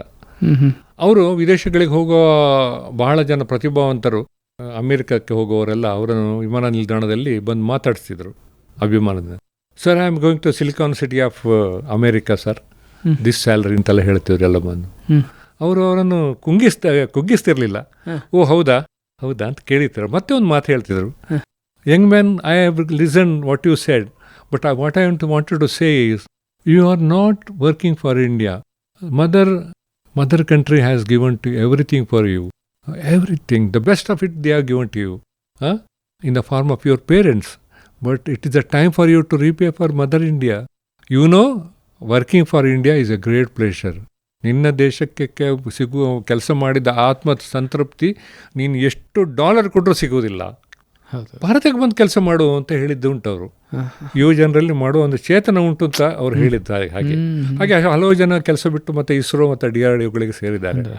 ಅಂದರೆ ಅಂಥ ಪರಿಕಲ್ಪನೆ, ಪ್ರತಿಭಾ ಪಲಾಯನ ಅಂತ ಏನು ಹೇಳ್ತೇವೆ ನಾವು, ನಮ್ಮಲ್ಲಿ ಎಲ್ಲ ನಾವು ಮಾಡಿ ಇವತ್ತು ವಿದೇಶದಲ್ಲಿ ನೋಡಿದರೆ ಅಮೆರಿಕದ ನಾಸಾ ಸಂಸ್ಥೆಯಲ್ಲಿ 30% ವಿಜ್ಞಾನಿಗಳು ನಮ್ಮವರು, ವಿದೇಶದ ಉತ್ತಮ ವೈದ್ಯರು ನಾವೇ, ಆಮೇಲೆ ಬಹುರಾಷ್ಟ್ರೀಯ ಕಂಪನಿಯ ಮುಖ್ಯಸ್ಥರೆಲ್ಲ ಅವರೇ, ಗೂಗಲ್ ತಗೊಳ್ಳಿ, ಮೈಕ್ರೋಸಾಫ್ಟ್ ತಗೊಳ್ಳಿ, ಹಲವು ಇನ್ಫೋಸಿಸ್, ಎಲ್ಲದರಲ್ಲೂ ಮುಖ್ಯಸ್ಥರು ನಮ್ಮ ಭಾರತೀಯರಿದ್ದಾರೆ. ಕೊಲ್ಲಿ ರಾಷ್ಟ್ರಗಳಲ್ಲಿ ನಮ್ಮ ತಂತ್ರಜ್ಞರು ಇಲ್ಲದಿದ್ದರೆ ಕೆಲಸವೇ ಆಗಲಿಕ್ಕಿಲ್ಲ. ಸಿಂಗಪುರನ್ನು ಕಟ್ಟಿದವರೇ ಭಾರತೀಯರು ಅಂತ ಅವ್ರು ಒಪ್ಕೊಂಡಿದ್ದಾರೆ. ಅವರಲ್ಲಿ ಒಂದು ಅಧಿಕೃತ ಭಾಷೆ ತಮಿಳು, ಆ ತಮಿಳನ್ನು ಅವರು $allೂ ಹಾಕಿದ್ದಾರೆ, ಸಿಂಗಪುರ್ $. ವಿಶ್ವಗುರು ಆಗುವ ಒಂದು ಎಲ್ಲ ಇದೆ. ಆದ ಕಾರಣ ನಾವೆಲ್ಲ ಸ್ವಾವಲಂಬನೆ ನಮ್ಮ ವೈಜ್ಞಾನಿಕ ಮತ್ತು ತಾಂತ್ರಿಕ ವಲಯದಲ್ಲಿ ಆಗಬೇಕು. ನಮ್ಮ ಯೋಜನೆಗಳಲ್ಲಿ ಪಾಲ್ಗೊಂಡ್ರೆ 2020 ಒಳಗೆ ಭಾರತ ನಿಜವಾದ ಸ್ವಾತಂತ್ರ್ಯವನ್ನು ಪಡೆದು ರಾಷ್ಟ್ರದಲ್ಲಿ ವಿಕಸಿತ ಭಾರತ ಆಗ್ತದೆ ಅಂತ ಘಂಟಾಘೋಷವಾಗಿ ಹೇಳಿದವರು. ಅವ್ರು ಹೇಳಿದ ಮೇಲೆ ಏನಾಯ್ತು ಹೇಳಿದ್ರೆ, ವಿದೇಶದಲ್ಲಿ ಕಲಾಂ ಅವರು ಕಂಡ ಕೂಡಲೇ NRIಗಳು ಅಲ್ಲಿರೋರಿಗೆಲ್ಲ ಅಭಿಮಾನ ಕಟ್ಟೋಕ್ಕಿ ಹೋಗ್ತಿತ್ತು. ಅಂದರೆ ಭಾರತ ಬಗ್ಗೆ ಇಷ್ಟು ಹೇಳಿದವರು, ಅಭಿಮಾನದಲ್ಲಿ ಮಾತಾಡಿದವರು, ಅವ್ರ ಬಗ್ಗೆ ಕೇಳಿ ವಿದೇಶದಲ್ಲಿ ಕೂಡ ಒಳ್ಳೆ ಅಭಿಪ್ರಾಯ ಮೂಡಿತ್ತು. ಈಗ ನಾನು ಹೇಳೋದು ರಾಜಕೀಯವಾಗಿಲ್ಲ, ನಮ್ಮ ಮೋದಿಯವರು ಏನು ಮಾಡ್ತಾರೆ, ನಾನು ಪ್ರಧಾನಿಗಳಾಗಿ ಹೇಳೋದು, ಅವ್ರು ಪ್ರಧಾನಿಗಳು ಹೋದ ರಾಷ್ಟ್ರಗಳಲ್ಲಿ ಏನು ಅಪಾರ ಜನಸಂಖ್ಯೆಯಲ್ಲಿ ಸೇರ್ತಾರೆ ಜನ, ಅವ್ರಿಗಿರೋ ಉತ್ಸಾಹ, ಅಭಿಮಾನ. ಅಯ್ಯೋ, ಆ ಭಾರತದ ಧ್ವಜಗಳನ್ನು ಇಟ್ಕೊಂಡು ಬರೋದು, ನಮ್ಮ ರಾಷ್ಟ್ರಗೀತೆಯನ್ನು ಹಾಡೋದು, ಅದು ನಿಜವಾದ ದೇಶಕ್ಕೆ ಕೊಡುಗೆ ಅಂತ. ಹೀಗಾಗಿ ಯುವ ಜನರ ಅಂತ ಹೇಳಿದ್ರೆ ಅಪಾರ ಪ್ರೀತಿ. ವಿಮಾನ ನಿಲ್ದಾಣದಲ್ಲಿಯೂ ಕೂಡ ಹಾಗೆ ರಾಜಕೀಯ ಮುಸುದಿಗಳು ಬಂದರೆ ಹಲೋ ಹೇಳಿ ಬಿಟ್ಟಾರು ಹೊರತು, ಅವರ ಸಮಯ ಇರೋದು ವಿದ್ಯಾರ್ಥಿಗಳಿಗೆ ಮತ್ತೆ ಮಕ್ಕಳಿಗೆ. ನನಗೆ ಹೇಳ್ತಾರೆ, PRO tell me when I have to catch the flight ಅಂತ. ನಾನೊಂದು 2 ಸಲ ಹೇಳಬೇಕಾಗ್ತದೆ ಅವರಿಗೆ. ಕೊನೆಗೆ ಅಲ್ಲಿ ವಿಮಾನ ಇದರಲ್ಲಿ ನಿಲ್ದಾಣದಲ್ಲಿ ಧ್ವನಿವರ್ಧಕದಲ್ಲಿ ಹೇಳ್ತಾರೆ, doctor Kalam is requested to come over here, the final call already given, would you please come sir ಅಂತ ಕೇಳುವಾಗ ಏನೋನ್ಸ್ ಮಾಡಿದ ಮೇಲೆ ಇವರು ಮಾತು ಮುಗಿಸಿ ಹೋದಾರು. ಅದು ತಪ್ಪಿದ್ರೆ ಅಲ್ಲಿಯ ಅಂಗಡಿಯಲ್ಲಿ ಲೈಬ್ರರಿಗಳ ವಿಮಾನ ನಿಲ್ದಾಣದ ಬುಕ್ ಸ್ಟಾಲಿಗೆ ಹೋಗಿ ಪುಸ್ತಕ ತಗೊಳ್ಳೋರು ಅವರು. ಇದು ಹೊರತು ಯಾವುದು ಪ್ರೀತಿ ಇಲ್ಲ ಅವರಿಗೆ. ಹಾಗೆ ವಿದ್ಯಾರ್ಥಿಗಳಿಗೆ ಮತ್ತು ಯುವ ಜನರಿಗೆ ಯಾವಾಗಲೂ ಸಮಯ ಇತ್ತು. ನಿಮಗೆ ಆಶ್ಚರ್ಯ ಆಗ್ಬೋದು, ರಾಷ್ಟ್ರಭವನದಲ್ಲಿ ಇರುವಾಗ 1 ಗಂಟೆ ರಾತ್ರಿ ಆದರೂ ಕೂತು ಪ್ರತಿಯೊಬ್ಬ ಯುವಕನ ಇಮೇಲ್ಗಳಿಗೆ ಉತ್ತರ ಕೊಡ್ತದೆ ಸ್ವತಃ. ಆಮೇಲೆ ಯುವಕರು ಮಕ್ಕಳು ಕೊಟ್ಟದ್ದ ಎಲ್ಲ ಉಡುಗೊರೆಗಳನ್ನು ಸ್ಮರಣಿಕೆಗಳನ್ನು ಅಲ್ಲಿ ಸಂರಕ್ಷಣೆ ಮಾಡಿ ಪ್ರದರ್ಶನಾಲಯವನ್ನೇ ಮಾಡಿದ್ದಾರೆ. ಅದೆಲ್ಲ ಇಟ್ಟು ಜೋಪಾನವಾಗಿ ಇಟ್ಟು, ಒಂದು ಮಗು ಕೊಟ್ಟ ಗ್ರೀಟಿಂಗ್ ಕಾರ್ಡ್ ಕೂಡ ಅಲ್ಲಿ ಗ್ರೀಟಿಂಗ್ ಕಾರ್ಡ್ ವಿಭಾಗ ಮಾಡಿದ್ದಾರೆ, ಎಲ್ಲ ಸುಂದರವಾಗಿ ಇಟ್ಟಿದ್ದಾರೆ. ಅದು ಇಟ್ಟು ಡಾಕ್ಟರ್ ಕಲಾಂ ಅವರು 5 ವರ್ಷದ ಬಳಿಕ ಹೊರಗೆ ಬಂದಾಗ ಅವರ 2 ಸೂಟ್ ಕೇಸಲ್ಲೇ ಬಂದಿದ್ದಾರೆ. ಸ್ಮರಣಿಕೆಗಳನ್ನು ಕೂಡ ಇಟ್ಟದ್ದು ಭಾಳ ಮೌಲ್ಯದ್ದದು. ಕೆಲವರು ಲಾರಿ ಗಟ್ಟಲೆ ಕೊಂಡೋಗಿದ್ದಾರಂತೆ, ಅದೆಲ್ಲ ಮಾಡಿಲ್ಲ ಅವರು. ಅದನ್ನೆಲ್ಲ ಸಂರಕ್ಷಣವಾಗಿ ಇಟ್ಟು ಜೋಪಾನವಾಗಿ ಇಟ್ಟು, ಈ ಜಗತ್ತಲ್ಲಿ ನನ್ನದೇನಿಲ್ಲ ಅಂತ ಹೇಳಿದ್ದಾರೆ. ಇಷ್ಟಾಗಿ ಒಂದು ಹೇಳಿದೆ ದೊಡ್ಡ ವಿಚಾರ, ನಾನು ತೀರ್ಕೊಂಡ್ರೆ ನನ್ನನ್ನು ದೆಹಲಿಯಲ್ಲಿ 10 ಎಕರೆ ಬಳಸಿ ನನಗೆ ಸ್ಮಾರಕ ಮಾಡಬೇಡಿ, ನನ್ನ ಊರಲ್ಲೇ ಇಷ್ಟು ಜಾಗ 6-5 ಇದು ಮಾಡಿ ದಫನ ಮಾಡಿ ಅಂತ ಹೇಳಿ ಇಂದಿಗೂ ರಾಮೇಶ್ವರದಲ್ಲಿ ಅವರು ಬಂದು ಮಲಗಿದ್ದಾರೆ. ನೋಡಿ, ಯಾರು ಹೇಳಿದ್ರೆ ಆವತ್ತು 2020 ಒಳಗೆ ನಾವು ಈ ಮಟ್ಟಕ್ಕೆ ಬರ್ತೇವೆ ಅಂತ ಹೇಳಿ. ಈಗ ಇವಾಗ ಆಗಿದ್ದೇವಲ್ಲ, ಭಾರತವನ್ನು ವಿಶ್ವಗುರು ಅಂತ ಹೇಳ್ತೇವೆ. ಅವ್ರು ಕೊಟ್ಟಿದ್ದ ಕರೆ ವಿಶ್ವಗುರು ಅಂತ ಆಗಿ ಈಗೆಲ್ಲ ಹೇಳ್ತಾ ಇದ್ದಾರಲ್ಲ. ನೀವು ವಿಶ್ವಸಂಸ್ಥೆಯಲ್ಲಿ ಆಗಲಿ, ನ್ಯಾಟ್ ಶೃಂಗಸಭೆಯಲ್ಲಿ, G ಸಮ್ಮೇಳನಲ್ಲೇ ಆಗಿ ಯಾವುದರಲ್ಲಿಯೂ ನಮ್ಮ ಭಾರತವನ್ನು ಪರಿಗಣಿಸಿರುವ ಚಾನ್ಸೇ ಇಲ್ಲ. ಪರಿಗಣಿಸೋದು ಅನ್ನೋದಕ್ಕೆ ಅಂತ ಮುಖ್ಯವಾಗಿ ಬಹಳ ಮುನ್ನಡೆಯಲ್ಲಿ ಇರುತ್ತೆ ಬಹಳ. ಹಾಗೆ ಕಲಾಂ ಇವತ್ತಿಲ್ಲ, ಆದರೆ ಅವರು ಕಂಡುಕೊಂಡ ಕನಸು ವಿಕಸಿತ ಭಾರತ, ನಾವು ಸ್ವಾವಲಂಬನೆ ಕಡೆ ಹೋಗ್ತೇವೆ ಎಂಬುದು ಅಕ್ಷರಶಃ ನಿಜ.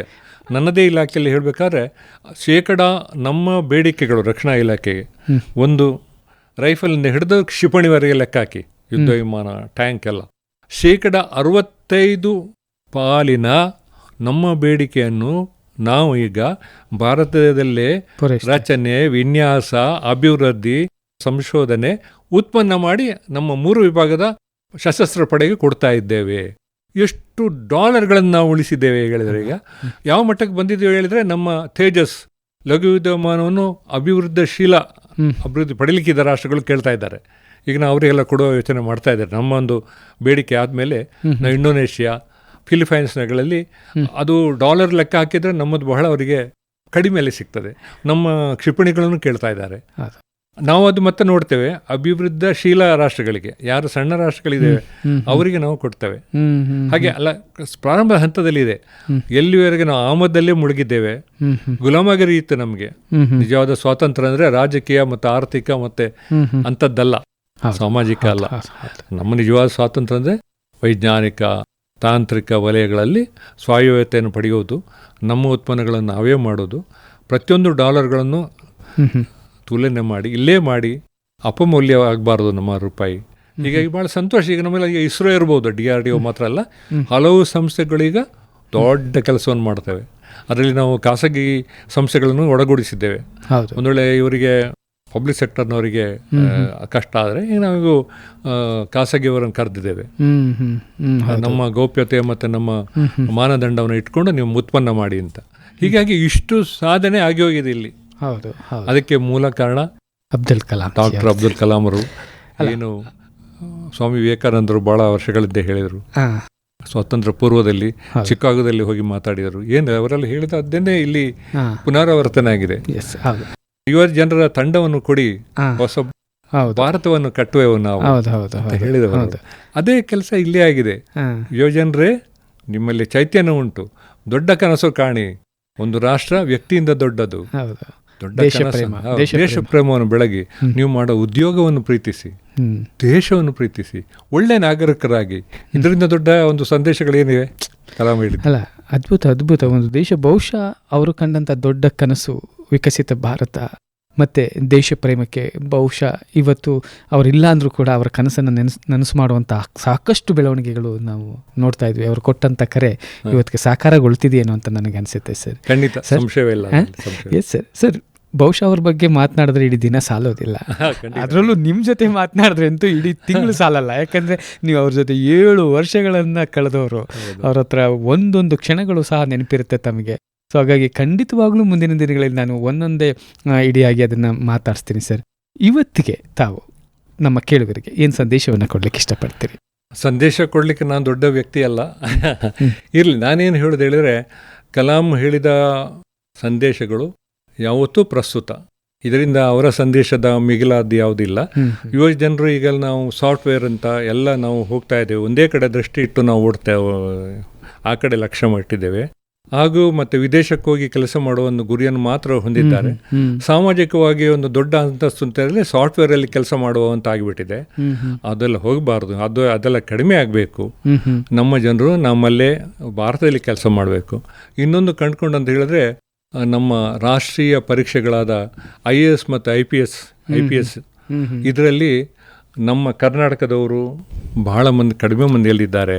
ನಾನು ಪೊಲೀಸ್ ಅಕಾಡೆಮಿ ಇತ್ಯಾದಿ ಸಂಸ್ಥೆಗಳಿಗೆ ತರಬೇತಿ ಹೋದಾಗ ಕಂಡುಕೊಳ್ತೇನೆ, ನಾವು ಭಾರತೀಯರೆಲ್ಲ ಒಂದೇ, ಆದರೆ ನಮ್ಮ ಕರ್ನಾಟಕದ ಜನರು ಅಂಥ ಒಂದು ಸ್ಪರ್ಧಾತ್ಮಕ ಪರೀಕ್ಷೆಗಳಿಗೆ ಗಮನ ಕೊಡದೆ ದೊಡ್ಡ ಅವಕಾಶ, ಸಮಾಜ ಸೇವೆ ಮಾಡುವ ಅವಕಾಶವನ್ನು ಕಳ್ಕೊಳ್ತಾ ಇದ್ದಾರೆ. ನಮ್ಮ ಕರ್ನಾಟಕದ ಯುವ ಜನರು ನಿಸ್ಸೀಮರು, ಒಳ್ಳೆಯ ಪ್ರತಿಭಾವಂತರು. ಅವರು ಈ ಕಡೆ ಕೂಡ ಅವರು ಗಮನ ಕೊಟ್ಟು ಸಾಫ್ಟ್ವೇರ್ ಮಾತ್ರ ನೋಡದೆ ಆಡಳಿತಾತ್ಮಕವಾದ ಕೆಲಸಗಳಲ್ಲಿ ತೊಡಗಿಸಿ ಸಮಾಜಕ್ಕೆ ದೊಡ್ಡ ಸೇವೆ ಮಾಡಿ, ದೊಡ್ಡ ದೃಷ್ಟಿಯಿಂದ ದೇಶಕ್ಕೆ ಸೇವೆ ಮಾಡುವ ಒಂದು ಅವಕಾಶದಲ್ಲಿ ಪಾಲ್ಗೊಳ್ಬೇಕು ಅಂತ ನನ್ನ ಸಂದೇಶ. ಎಸ್ ಸರ್, ಎಸ್ ಸರ್, ಧನ್ಯವಾದಗಳು ಸರ್. ಬಹಳ ಸಂತೋಷ ಆಯಿತು. ಮಹಾನ್ ವ್ಯಕ್ತಿಯ ಬಗ್ಗೆ ತಾವು ಹತ್ತಿರದಿಂದ ನಿಕಟ ಸಂಪರ್ಕ ಇದ್ದವರು, PRO ಆಗಿದ್ದವರು, ಬಹಳಷ್ಟು ವಿಚಾರಗಳನ್ನು ಅನುಭವಿಸಿದ್ದವರು. ಸೊ ಆ ಅನುಭವಗಳನ್ನು ನಮ್ಮ ಕೇಳುಗರ ಜೊತೆ ಹಂಚ್ಕೊಂಡಿದ್ದೀರಿ ಸರ್. ಕಾರ್ಯಕ್ರಮದಲ್ಲಿ ಭಾಗಿಯಾಗಿದ್ದಕ್ಕಾಗಿ, ತಮ್ಮೆಲ್ಲ ಅನುಭವಗಳನ್ನು ಹಂಚಿಕೊಂಡಿದ್ದಕ್ಕಾಗಿ ನಮ್ಮ ಕೇಳುಗರ ಪರವಾಗಿ ಹೃತ್ಪೂರ್ವಕ ಧನ್ಯವಾದಗಳು. ನನಗೂ ಕೂಡ ಬಹಳ ಸಂತೋಷ. JSS ಅಂತ ಮಹಾ ಸಂಸ್ಥೆ, ಅದರ ಆಶ್ರಯದಲ್ಲಿ ನಡೆಯುವಂಥ ಒಳ್ಳೆ ಕೆಲಸ 21ನೇ ಇಸ್ವಿಯಿಂದ ನಡೀತಾ ಇದೆ. JSS ರೇಡಿಯೋ ಬಾನುಲಿ ಕೇಂದ್ರ ಇಲ್ಲಿ ಪಾಲ್ಗೊಂಡದ್ದು ಬಹಳ ಸಂತೋಷ. ಕಲಾಂರ ತತ್ವಗಳು, ಜೀವನ ಧರ್ಮ ಕೇಳುಗರಲ್ಲಿ ಉತ್ಸಾಹ ತುಂಬಲಿ. ಧನ್ಯವಾದ. ಶ್ರೋತೃಗಳೇ, ಇಷ್ಟೊತ್ತು ತಾವು ಕೇಳ್ತಾ ಇದ್ರಿ ಜೀವನ ಪಾಠಶಾಲಾ ಕಾರ್ಯಕ್ರಮದಲ್ಲಿ ಖ್ಯಾತ ವಿಜ್ಞಾನಿ, ಮಿಸೈಲ್ ಮ್ಯಾನ್ ಎಂದೇ ಪ್ರಸಿದ್ಧಿಯಾದ ಹಾಗೂ ಕೋಟ್ಯಾಂತರ ವಿದ್ಯಾರ್ಥಿಗಳ ಹೃದಯದಲ್ಲಿ ಸದಾ ಜೀವಂತವಾಗಿರುವ ಡಾಕ್ಟರ್ APJ ಅಬ್ದುಲ್ ಕಲಾಂರವರ ಕುರಿತು ನಾವು ಮಾತನಾಡ್ತಾ ಇದ್ವಿ. ಇಷ್ಟೊತ್ತು ನಮ್ಮ ಜೊತೆ ಮಾತನಾಡಿದವರು ರಕ್ಷಣಾ ಸಂಶೋಧನಾ ಮತ್ತು ಅಭಿವೃದ್ಧಿ ಸಂಸ್ಥೆಯ ನಿವೃತ್ತ ಪ್ರಧಾನ ಸಾರ್ವಜನಿಕ ಸಂಪರ್ಕಾಧಿಕಾರಿ ಮತ್ತು ಡಾಕ್ಟರ್ ಕಲಾಂರವರ ಶಿಷ್ಟಾಚಾರಾಧಿಕಾರಿ ಹಾಗೂ ಕಲಾಂರವರೊಂದಿಗೆ ನಿಕಟ ಒಡನಾಟ ಹೊಂದಿದ್ದಂತಹ, ಅವರ ವಿಚಾರಗಳನ್ನು ತಲುಪಿಸ್ತಾ ಇರುವಂತಹ ಲೇಖಕರು, ಪ್ರೇರಣಾತ್ಮಕ ವಾಗ್ಮಿಗಳು ಆದಂತಹ ಶ್ರೀ ಜಯಪ್ರಕಾಶ್ ರಾವ್ರವರು. ಇದು ಇವತ್ತಿನ ಕಾರ್ಯಕ್ರಮ.